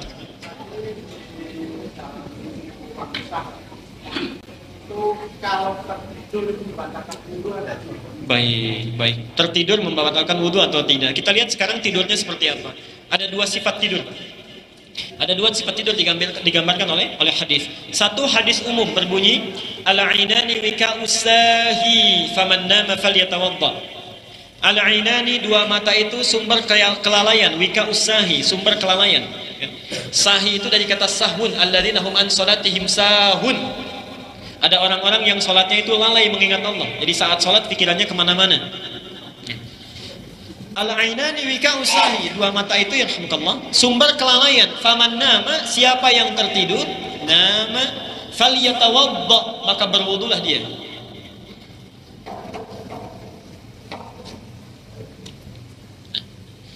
Hadis ini memberikan isyarat bahwa ada dua hal yang penting di sini. Sebagian ulama memahami orang-orang yang tidur selama apapun atau sesingkat apapun, kalau dia sudah tertidur, maka tidur itu membatalkan wudunya. Jadi wajib dia untuk berwudu kembali. Ini pemahaman di satu hadis, dari hadis ini. Mayoritas ulama memahami hadis ini karena diawali petunjuknya dengan mata itu sumber kelalaian. Ini memberikan kesan bahwa orang yang tertidur dengan tidurnya, waktu tidurnya melupakan beberapa memorinya sehingga membuat dia menjadi lalai, lupa.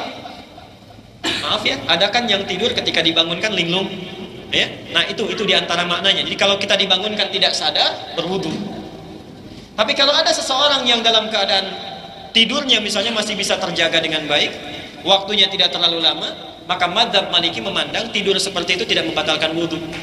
Misal antara adzan dan iqamat kita sedang zikir, tiba-tiba mengantuk, ya. Tertiduran seperti ini, kemudian terbangun.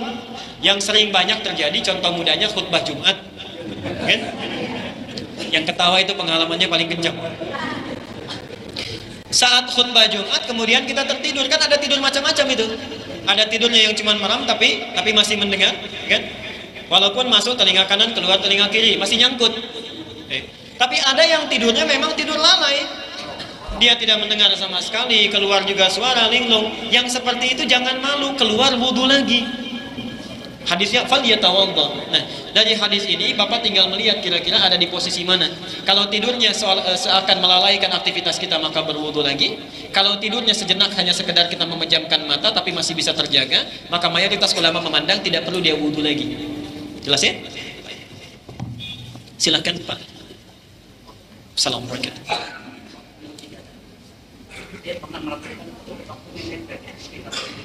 Ya. Baik. Jazakallah khair. Ada pertanyaan, ketika bangun terlambat misalnya jam 4 mana yang dilakukan? Ataukah istighfar atau mengejar tahajud, ya?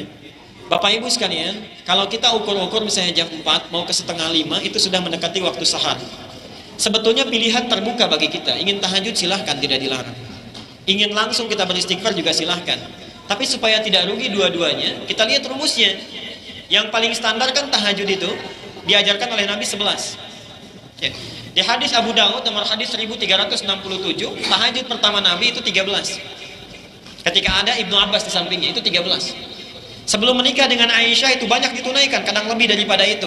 Karena itu Umar menunaikan sampai 23. Sekarang di Madinah sampai 33, itu kan qiyamul lailnya. Baik. Ketika berumah tangga dengan Aisyah, karena beliau sudah beranjak usianya semakin sepuh, Aisyah juga diberi contoh sesuai dengan kekuatan fisiknya, ditunaikanlah, dicontohkan yang standar, yang 11. Karena itu semua hadis tentang qiyamul lail dari Aisyah selalu diawali, saya melihat Rasulullah di luar Ramadan ataupun di Ramadan tidak pernah sholat qiyamul Ramadan atau qiyamul lail lebih dari 11 rakaat. Karena setelah berumah tangga dengan Nabi. Sebelum berumah tangga itu variatif, jumlah rakaat Nabi. Nah, di sini ada ajaran kepada kita, kalau kita ingin bisa menunaikan tahajud dengan yang standar, kita cari sampai 11. Oke? Ini yang paling standar. Sekiranya tidak mampu memenuhinya, boleh Pak, 2 rakaat juga boleh. 2 rakaat witirnya 1. 4 rakaat misalnya witirnya 3 atau witirnya 1, silahkan, banyak formasinya. Kalau bangun jam 4:4 sudah masuk waktu sahar, maka Bapak boleh sholat 2 rakaat tahajudnya, tutup witirnya 1, jadi dapat tahajudnya, tinggal masuk kepada waktu saharnya. Baik ya? Dan kadang-kadang tergantung bacaannya, makanya tambah bacaan Bapak. Kalau dari dulu sampai sekarang An-Nas lagi, itu bisa 11 rakaat 15 menit. Oke? Ayo, saya mau tekankan sebentar ya.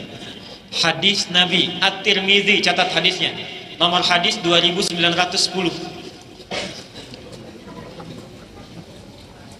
At-Tirmidzi nomor hadis 2910.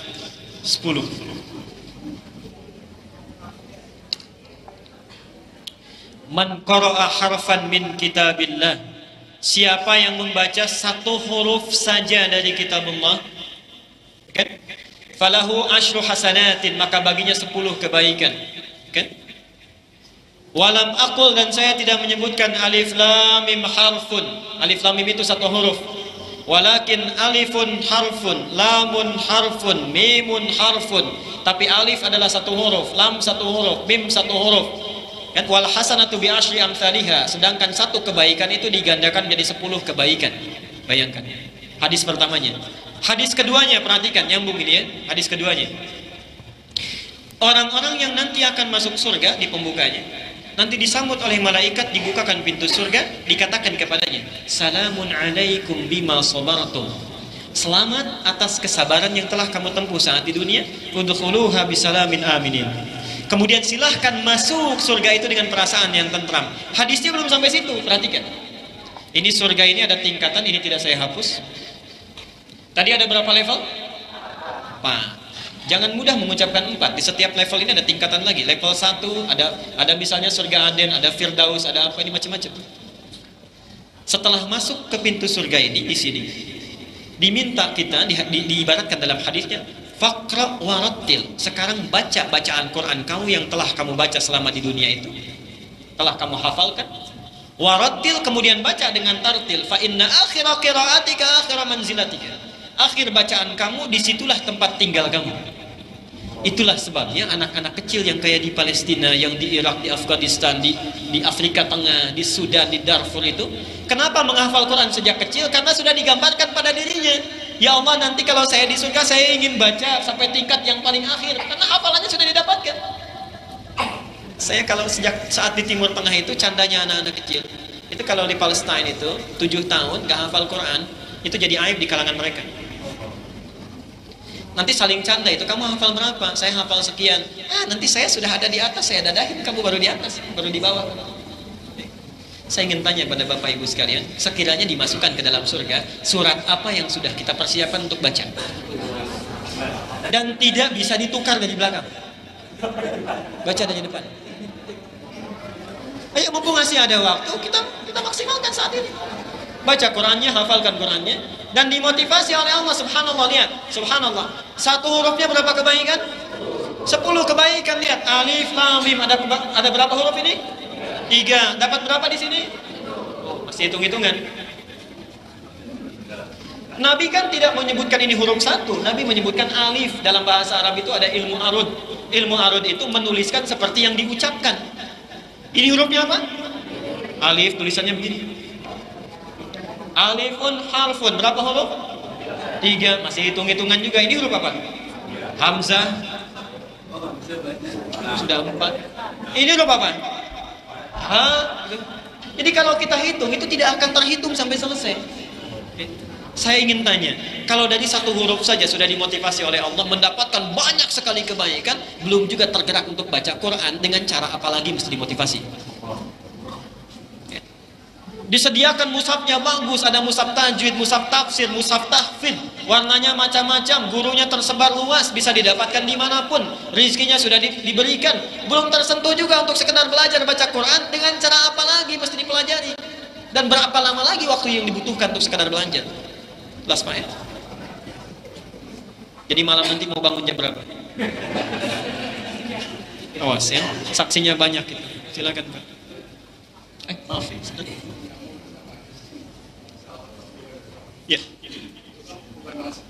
Ya. Ah, baik. Ini bagus pertanyaannya. Abu Hurairah mengikuti sunnah Rasulullah. Kemudian beliau banyak mencatat itu. Satu ketika saat sedang mengikuti Nabi, diikuti kemanapun beliau bepergian itu, satu ketika terlambat beliau datang mengikuti karena melihat anak kucing kecil sedang sendirian. Riwayat yang pertama, mengeong-ngeong mencari induknya. Baik ya, diambil anak kucing itu, dimasukkan ke dalam jubahnya. Dalam riwayat lain di bagian sak lengannya. Okay. Anak kucing kecil itu dalam bahasa Arab dikenal dengan Hurairah. Hirratun kucing, Hurairah anak kucing kecil. Ketika berpapasan dengan Nabi, berjumpa dengan Nabi, terlambat itu, terlihat oleh Nabi anak kucing kecil itu keluar. Disebutlah dari situ, anta Abu Hurairah, kamu bapaknya anak kucing kecil. Itu riwayat pertama. Riwayat yang kedua, setelah Nabi wafat, beliau memelihara anak kucing, ada kucing-kucing, dibawa salah satu anaknya ke ta'lim. Saat dimasukkan ke dalam jubahnya itu, keluar anak kucingnya, ketahuan oleh para sahabat, anta Abu Hurairah, kamu memang bapaknya anak kucing kecil. Dari situ dikenallah sampai sekarang dengan Abu Hurairah. Nama aslinya Abdurrahman. Baik. Jadi bapak pulang dari sini mau cari anak kucing, silakan Pak. Ali Amal. Ya. Serius. Ya. Baik. Ada banyak riwayat Pak tentang itu. Riwayat satu surat itu kadang tidak terkait dengan satu sebab. Nanti dalam ilmu hadis kadang-kadang satu hadis atau satu peristiwa sebabnya bisa 3, 2 atau bahkan lebih. Baik ya, karena keterkaitan itu. Misal dalam hal yang tadi itu ada 3 sebab. Kalau ilmu Al-Quran itu disebut dengan asbabun nuzul. Kalau ilmu hadis disebut dengan asbabul wurud. Yang tadi kita baca itu terkait dengan asbabul wurudnya munculnya hadis tadi, disebutkan oleh Ibnu Abbas bagaimana Rasulullah SAW membaca ayat itu setelah bangun dari tidurnya. Keadaan yang kedua adalah ketika beliau sedang duduk-duduk bersama Abdullah bin Mas'ud. Abdullah bin Mas'ud ini kalau Bapak Ibu punya kitab buku hadis pilihan 42 hadis, hadis keempatnya di Al-Arba'in An-Nawawiyah, itu diriwayatkan oleh Abdullah bin Mas'ud. Pengantarnya, An Abi Abdullah, dari bapaknya Abdullah, Abdullah bin Mas'ud. Kalau disebutkan Abu Abdullah, bapaknya Abdullah, berarti anaknya siapa namanya? Abdullah. Nah, ini yang perlu digarisbawahi. Abdullah bin Mas'ud tidak pernah punya anak laki-laki. Semua anaknya perempuan. Punya 9 anak perempuan. Ingin berharap punya anak laki-laki, tidak mendapatkannya. Saking inginnya disematkan nama kuliahnya, lakabnya dengan Abu Abdullah, bapaknya Abdullah, dengan harapan punya anak laki-laki nanti saya akan beri nama dengan nama Abdullah. Jadi tidak setiap nama Abu itu anak aslinya, tidak. Apa kaitan dengan pertanyaan Bapak tadi? Satu kali duduk bersama Rasulullah, kemudian Rasulullah minta dibacakan Quran, subhanallah. Ya Aba Abdullah, iqra'il ayat. Abu Abdullah, bacakan kepadaku ayat Quran. Kemudian saat itu sungkan, ya Rasulullah, bagaimana saya baca Quran di hadapanmu? Yang Quran diturunkan kepadamu. Kata Nabi, baca saja. Nah, ini ajaran kerendah hatian kepada kita. Walaupun kita merasa telah luas ilmunya, telah bagus wawasan kita, jangan sungkan untuk mendengar dari yang lain. Jangan sungkan untuk berdiskusi. Karena itu kami saat di Timur Tengah itu ada munadharah. Munadharah itu tukar pandangan sesama guru. Jadi tukar pikiran. Kalau ada yang diperdebatkan di mana solusinya, bagaimana cara menyelesaikan permasalahannya, ini barangkali yang agak sulit diterapkan di negara kita ini ya. Agak sulit nih. Nah, kemudian dibacakan Ali Imran ayat 190 sampai dengan sampai dengan 200 tadi. Baru selesai pada ayat 100 ke 94 195-nya, berhenti membacanya karena terlihat Nabi menangis. Inna fi khalqis samawati wal ardi wa ikhtilafil laili wan nahari la ayatin li ulil albab. 191-nya. Alladzina yadhkuruna Allaha qiyaman wa qu'udan wa 'ala junubihim wa yatafakkaruna fi khalqis samawati wal ardi. Rabbana ma khalaqta hadha batila subhanaka faqina adzaban nar. Teruskan itu sudah enggak kuat. Rabbana innaka, udah enggak kuat itu. Man tudkhilin nar faqad akhzaita. Kemudian kita mengatakan gini, Rabbana innana sami'na munadiyan yunadi. Berhenti di situ, Nabi nangis tersebut-sebut. Berhenti Abdullah bin Mas'ud bertanya, ya Rasulullah, kenapa? Jawab Rasulullah, kalaulah umatku tahu akan kemuliaan ayat ini, kalaulah umatku tahu akan kemuliaan ayat ini, tentu dia akan bahagia dalam hidup. Jadi Nabi mengharapkan dari ayat ini seluruh aktivitas hidup kita itu zikir pada Allah. Jadi aktivitas berdiri kita, bekerja kita zikir, tidur kita zikir, duduk kita zikir, itu yang diharapkan. Nah, itu riwayat yang kedua. Riwayat yang ketiga seperti yang Bapak sampaikan. Keluar dari rumah, lihat ke langit, tiba-tiba balik lagi ke rumah, lihat ke langit, tiba-tiba balik lagi ke rumah, kemudian dibacakan ayat tadi. Jadi ada 3 riwayat di situ. Saya kira jelas ya. Saya kira cukup, masih ada.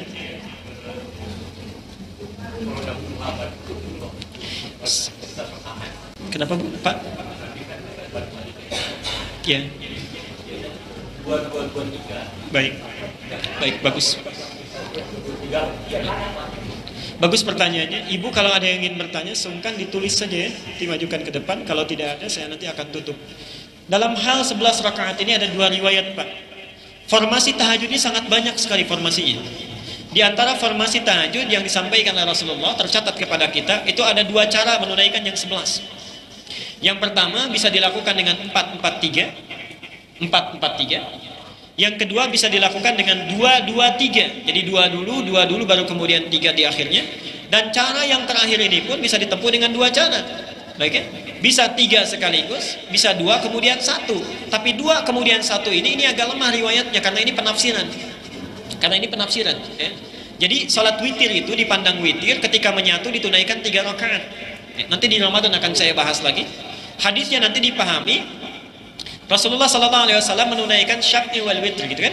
Menunaikan yang genap dengan yang ganjil. Maksud genap yang ganjil itu bukan membagi 2 witir kepada genap kemudian ganjil, bukan. Maksudnya dalam 1 sampai tahajud itu dibagi 2, ada sholat genap, ada yang witir. Genapnya itu yang kita lakukan, misalnya kalau 11 bisa sampai 10, bisa sampai 8. Witirnya itu yang ganjilnya, kalau 8 witirkan 3, kalau 10 witirkan 1. Itu maksudnya. Jadi kalau Bapak ingin melakukan 4-4-3 itu juga bagus, ingin melakukan 2-2-3 itu juga boleh. Oke? Jangan kemudian kita saling memandang ini yang utama, itu yang tidak. Nah, bagaimana cara menunaikan di antara 4-4-3 dengan 2-2-3 itu? Dilihat kemudahan dan dilihat situasi dan kondisinya. Saya beri contoh begini, kalau situasi sedang kita tidak buru-buru, nyaman, lakukan yang 2, 2, 3. Kalau situasi kita sekiranya misalnya waktunya agak mepet, kan? Kemudian masih bisa dilakukan 11 rakaat, lakukan yang 4, ya, 4, 4, 3. Karena kalau 4, 4, 3 berapa salam? Baik kan? Cuma 1 kali salam kan? Dari 4-nya 1 kali salam, 4 kedua 1 kali salam, 3-nya 1 kali salam. Dan tidak ada jeda duduk yang terlalu lama kan? Tapi kalau 2-2 itu kan setelah 2 duduk sebentar naik lagi, 2 duduk sebentar naik lagi. Itu dilakukan dalam keadaan yang tenang. Tapi baik 4, 4, 3 ataupun 2, 2, 3, pertanyaan saya, kenapa dinamakan dengan tarawih? Padahal Nabi tidak pernah menyebutnya dengan tarawih. Nah, tarawih itu cara menunaikannya. Tarawih itu dari kata roha. Roha itu artinya sesuatu yang dilakukan dengan tenang dan nyaman. Jadi walaupun 2, 2, 3 ataupun 4, 4, 3, lakukan dengan tenang, jangan tergesa-gesa. Itu poinnya Pak. Sekira cukup ya. Mudah-mudahan. Jadi dari materi yang disampaikan hanya di seperti mereka apapun langit dunia. Dan dalam sholat kita dalam sujudnya diperbanyak doanya. Ya. Itu apa tidak menambah amalan sendiri, misalnya di luar dari Baik. Baik, apakah tidak menambah amalan yang di luar yang dicontohkan? Justru Nabi mencontohkannya. Dalam sujud kita diminta untuk memperpanjang sujud kita. Falyukfirud doa, maka perbanyak doa ketika sujud, kan? Innama aqrabul 'abdu min rabbih, sungguh keadaan terdekat antara kita dengan Tuhannya itu wa huwa sajidun, dalam keadaan kita sedang bersujud. Falyukfirud doa, maka perbanyaklah doa saat kita sujud itu. Karena itu Nabi mengajarkan kepada kita di antara sunnahnya, kalau sedang sujud itu jangan buru-buru. Sujud dengan baik. Ini perhatikan ya, saya contohkan, ini sering keliru. Sekaligus saya menutup. Ada 3 tahapan saat sujud. Perhatikan, ada 3 tahapan. 1, tahapan tata caranya dulu. Anggota sujud yang harus kemudian ditempelkan. Kalau ingin dicatat dalilnya silahkan satu-satu dulu. Abu Daud nomor hadis 838 dan 840. Di Al-Bukhari tidak ada, di Muslim tidak ada, hanya ada di Abu Daud. Nomor hadis 838, 840. Perhatikan betul. Ini saat turun dari i'tidal ke sujud. Oke? Bagaimana cara turun dari i'tidal ke sujud? Bisa dengan 2 cara. 1, dengan 2 lutut dulu. Nomor hadis 838. Jadi kalau kita ingin sujud, kata Nabi, jangan sujud seperti duduknya unta. Silahkan dahulukan 2 lututmu sebelum 2 tanganmu. Jelas? Baik. Nomor 840-nya, ini memperkenankan kita sujud dengan 2 tangan dulu. Oke? Idza sajadta fala tasjud kama yabrukul ba'ir, kan? Falyadha yadayhi qabla rukbatayhi. Dahulukan 2 tangan sebelum 2 lututmu. Jadi baik yang menggunakan lutut ataupun yang menggunakan kedua tangan, itu dua-duanya benar. Yang salah yang kepalanya duluan. Maksudnya belum apa-apa sudah berdebat gitu ya. Ini kemudahan bagi kita. Yang tidak bisa dengan 2 tangan ada persoalan dengan 2 lutut dulu. Yang ada persoalan di lututnya bisa dengan kedua tangannya dulu. Sujud itu tidak ada yang lain kecuali menggunakan 2 yang itu. Oke? Kemudian ketika kita telah sujud, lanjutkan. Maka ada 7 anggota sujud yang harus ditempelkan. Riwayatnya Ibnu Abbas. Okay? Saya teruskan dulu sebentar. Kata Nabi, umirna, kata Ibnu Abbas, mohon maaf, umirna, kita diperintahkan an-nasjuda, untuk bersujud ala sab'ati a'zamin, dengan 7 anggota sujud. Perhatikan betul. Jadi sebelum berdoa, itu tempelkan dulu yang 7. Jadi sujud itu bukan turun dulu kemudian langsung doa, tidak. Kan ada orang yang baru nempel langsung doa. Allahu akbar subhanakallahumma bihamdika Allahumma ighfirli. Atau ada yang Allahu akbar subhanallah rabbiyal a'la. Tidak begitu caranya. Menempel dulu yang 7. Apa yang 7 itu? 1, perhatikan betul, ala jabhah, keningnya. Dan Rasulullah ketika menunjuk kening itu juga mengisyaratkan kepada hidung. Begini. Disebutkan kening, ditunjuk hidung. Ini menunjukkan bahwa yang utama itu keningnya. Oke? Di antara rukun sujudnya yang wajib menempel itu keningnya, tapi dipandang sunnah dan utama bila hidungnya ikut menempel. Tapi hidung bukan dari bagian rukun untuk sujud, bukan dari bagian anggota sujud. Keutamaan saja. Kalau kita bisa menempel sekaligus hidungnya, itu lebih utama dibandingkan tidak sama sekali. Jelas sampai sini? Mohon maaf ya, mohon maaf. Ada keliru dalam menerjemahkan. Kenapa Nabi tidak langsung menyebutkan hidung? Karena tempat sujud itu berbeda situasinya. Kalau yang seperti ini bersih, hidung bisa nempel. Tapi kalau sedang di lapangan, di tanah dan sebagainya, belum bisa kita pastikan. Dalam pernafasan kadang-kadang berpengaruh. Itulah Nabi menunjukkan isyarat. Kalau hidung bisa menempel bagus. Kalau sekiranya tidak menempel, tempat sujudnya tidak baik misalnya, atau tidak dipastikan bersih, tidak jadi masalah. Yang penting kening. Yang kedua apa? Dua telapak tangan. Perhatikan betul bahasa hadisnya. Famakin sujudaka, pastikan menempel, ditekan. Jadi bukan sekedar begini. Kadang-kadang masih ngeram-ram baca doa sudah naik lagi, tidak. Jadi tekan dengan sekuat-kuatnya, menekan begini. Kemudian kepala juga ditekan di dahinya. Dua tangan, kemudian dua lutut. Baca ini dua lutut. 1 tambah 2 berapa? 3 tambah 2 berapa? 5. Terakhir 2 seluruh jemari ditekuk menghadap ke kiblat. Berapa semuanya? 7 ya. Plus hidung tadi sebagai keutamaan. Nah, jangan dulu baca doa, tempelkan dulu semuanya. Jelas ya? Nah, lalu sebelum membaca doa, rasakan tenang dulu sampai seluruh peredaran darah kita, sendi-sendi kita berada pada tempatnya. Bagaimana cara menempelkannya? Selesai kita tempelkan begini, lihat 3 hal yang utama. 1, siku. Itu tidak boleh ke dalam begini. Hati-hati para ibu. Ada yang keliru menyampaikan saat sujud katanya tangan ini sikunya ke dalam begini. Itu salah total. Salah total. Nabi SAW tidak pernah menegur orang saat sholat. Ditunggu selesai sholat baru diluruskan. Tapi ada orang sujud tangannya ke dalam begini, saat itu langsung ditegur oleh Nabi. Jangan kamu lakukan itu, kata Nabi. Kenapa? Ternyata dari sisi medis, Pak, ketika kita sujud, itu jantung memompa dengan kencang, dipompa dengan kencangnya.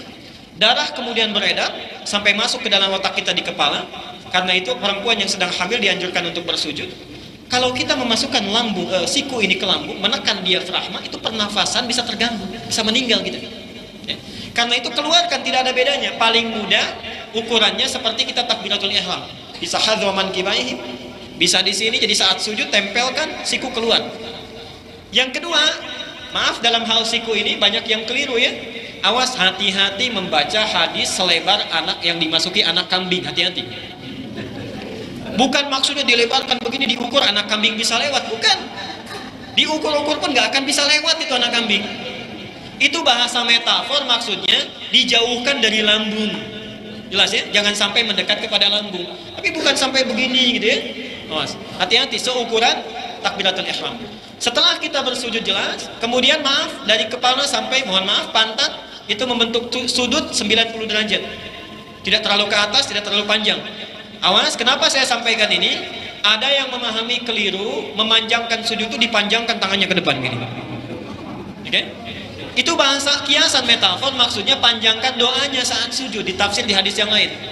Yang ketiga, saya cepat karena waktu kita terbatas. Kaki dirapatkan yang belakang. Jadi bukan membuka tapi rapat gini, nempel. Jelas ya? Nah, kalau 3 bagian ini sudah bagus menempel, hati sudah tenang, sudah nyaman, baru di situ membaca doa.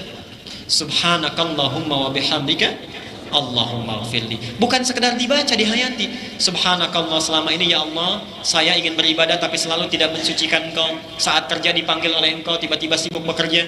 Alhamdulillah, belajar bersyukur tentang rezeki walaupun sedikit diterimanya. Allahumma ighfirli, meminta kepada Allah ampunan dan pemaafan. Maaf, kalau dalam bekerja beraktivitas itu masih ada saja yang salah yang dilakukan. Kalau orang sudah sujud sedemikian bagusnya, kemudian mengurai air matanya, menyadari dia kesalahannya, Nabi menyebutkan rumus yang kedua, yukthiru doa. Saat kita dalam keadaan pasrah itu, baru sampaikan permohonan kita pada Allah. Itulah dalilnya nanti di surat ke-48 Al-Fatah ayat ke-29. Yabtaghuna fadlan minallahi wa ridwana. Itu rumus yang kedua. Jadi setelah menempel, baca doa, hati sedang tenang, air mata menangis, di puncak kepasrahan itu Allah cepat menjawab doa kita. Di dalam hati kita panjatkan, yabtaguna fadlan, punya masalah apa saja sampaikan dalam hati keutamaannya. Ridwana, minta supaya Allah ridho dalam prosesnya. Jelas ya? Nah, disitulah sebabnya Rasulullah meminta kita memanjangkan doa dalam sujud kita di sholat apapun. Bahasan yang terakhir dari bab ini adalah kalau memanjangkan sujud di sujud yang pertama atau yang terakhir? Itu ya. Ternyata penelitian menunjukkan bukan di sujud terakhir saja, tapi di semua sujud. Baik.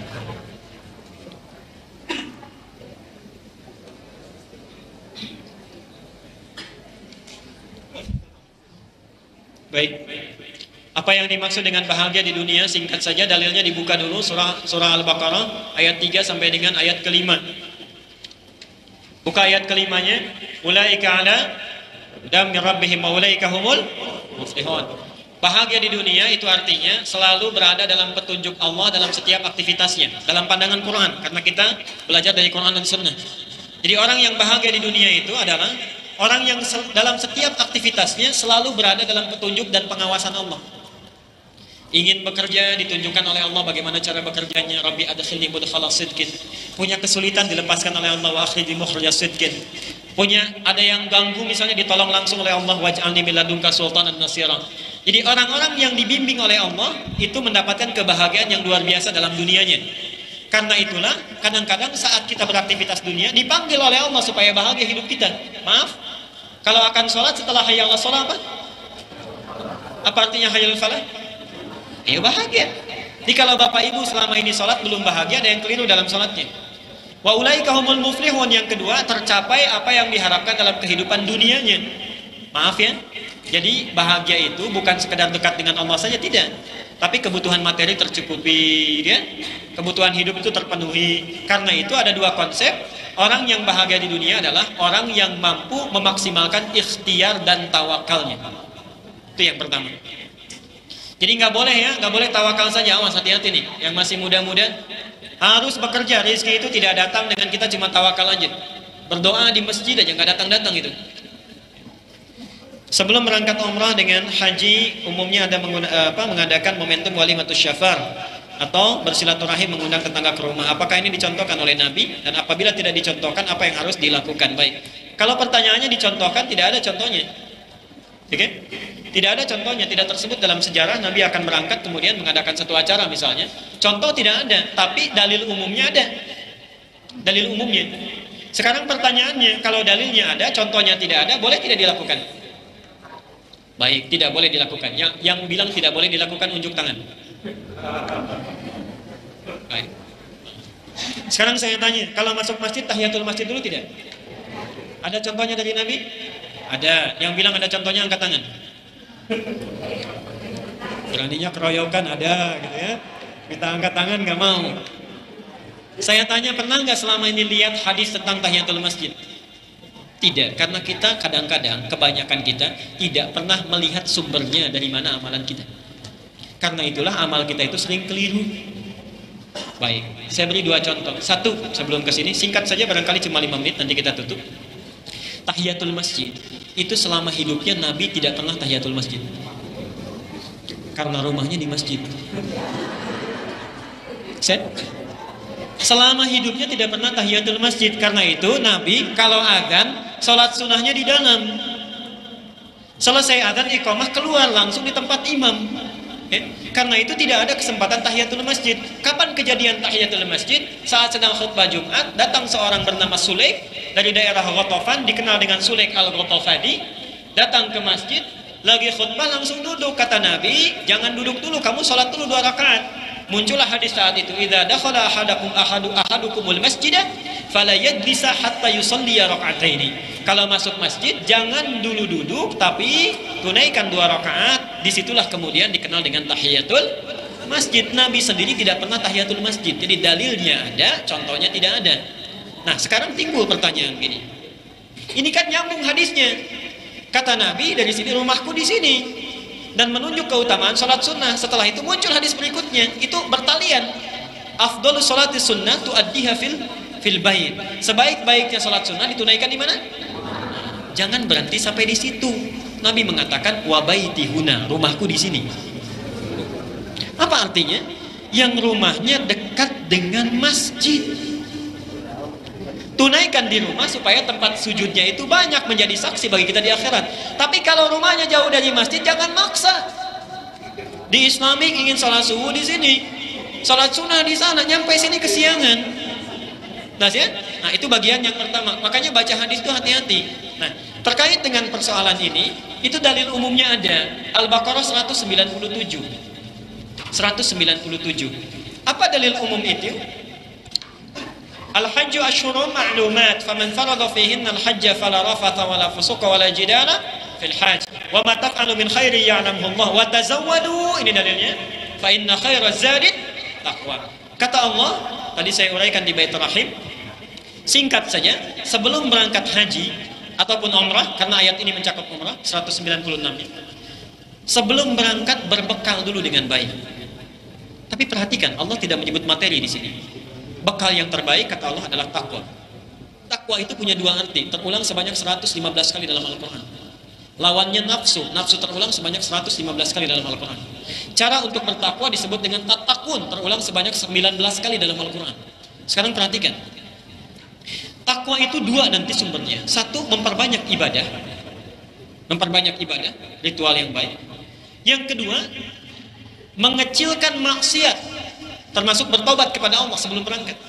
Maaf, ini bagi yang ingin haji dan umrah, sebelum berangkat tingkatkan dulu ibadah-ibadahnya. Yang belum sholat, maaf, yang belum sholat berjamaah, usahakan jamaah kalau sholat. Yang belum terbiasa sunnah, tingkatkan sunnahnya. Yang belum biasa tilawah Quran, perbanyak tilawahnya. Yang kedua, bentuk takwa itu tekan maksiat, tobat, kurangi maksiat. Oke? Maaf, yang punya persoalan dengan tetangganya, itu kan? Yang punya persoalan dengan Allah, itu selesaikan dulu sebelum berangkat.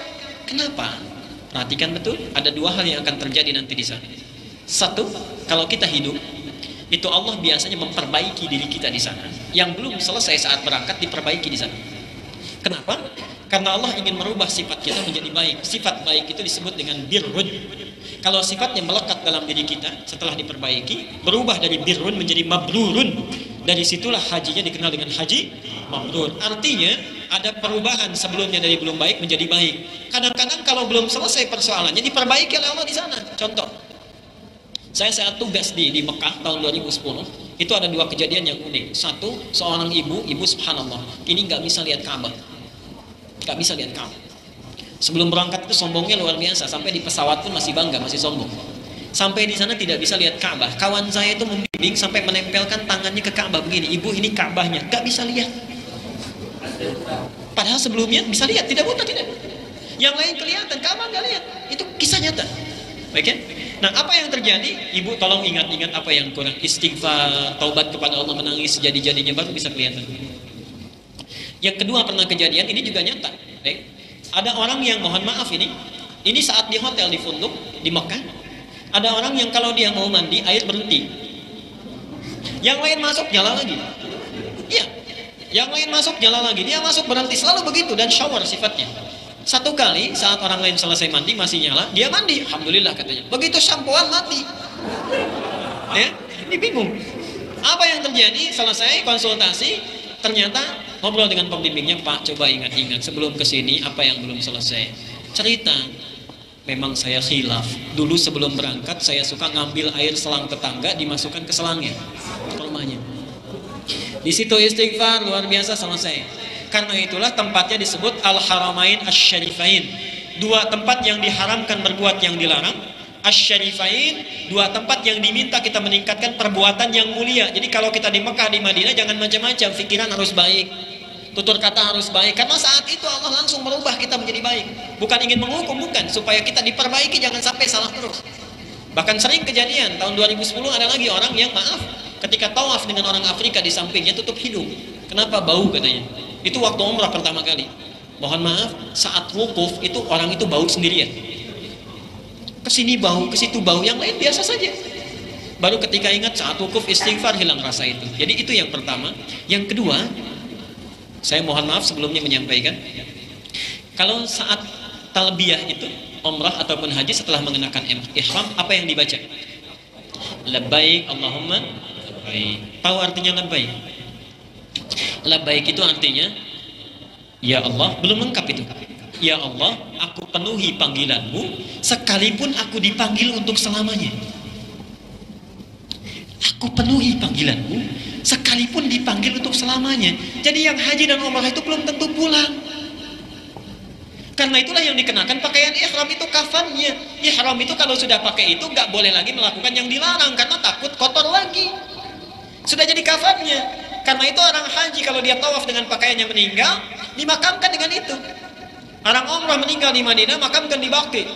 Bahkan ada orang yang di perjalanannya sebelum haji ditunaikan meninggal, kata Nabi sempurna hajinya. Kenapa belum tentu pulang? Karena itulah sebelum kita berangkat bersihkan dulu diri kita karena belum tentu pulang. Nah, kadang-kadang dipraktekkan sifatnya dengan mengundang bersilaturahim. Nah, di situ bukan makan-makan acaranya, ini yang perlu diperbaiki. Oke? Jadi acara utamanya bukan makan-makan, acara utamanya sebetulnya yang paling mulia, tidak harus mengundang juga, tidak apa-apa. Kalau tidak sanggup mengundang, jangan mengundang. Kalau sekiranya ada persoalan dengan tetangga yang belum selesai, dengan orang-orang di sekitar, selesaikan, minta maaf kan, dan sebagainya sebelum berangkat. Tidak mengundang juga mengadakan acara tidak jadi persoalan. Tapi sekiranya tidak ada masalah, tidak mengadakan juga tidak apa-apa, berangkat saja gitu kan. Di situ kita bermohon kepada Allah satu kebaikan. Jadi kalau bertanya ada dalilnya atau tidak, dalil umumnya ada, dilakukan tapi jangan salah cara melakukannya. Bukan momentum untuk makan-makan, bukan untuk rame-rame, apalagi untuk ria. Jadi potensi momentumnya digunakan untuk mengoreksi diri sebelum berangkat. Titipkan kalau nggak pulang lagi, mohon segala kesalahan dan sebagainya bisa diampuni oleh Allah Subhanahu Wa Taala. Saya kira jelas ya. Baik. Saya kira itu yang bisa saya sampaikan di kesempatan ini. Mudah-mudahan memberikan manfaat bagi kita. Sebelum kita tutup dengan doa kifaratul majlis, saya ingin memberikan dua pesan. Satu, bila ada uraian saya yang disampaikan sesuai dengan Al-Quran dan Sunnah, silahkan diikuti, amalkan dengan maksimal. Bila ada yang tidak sesuai, jangan ragu, silahkan tinggalkan. Ikuti guru kita yang lebih sesuai dengan tuntunan Al-Quran dan Sunnah.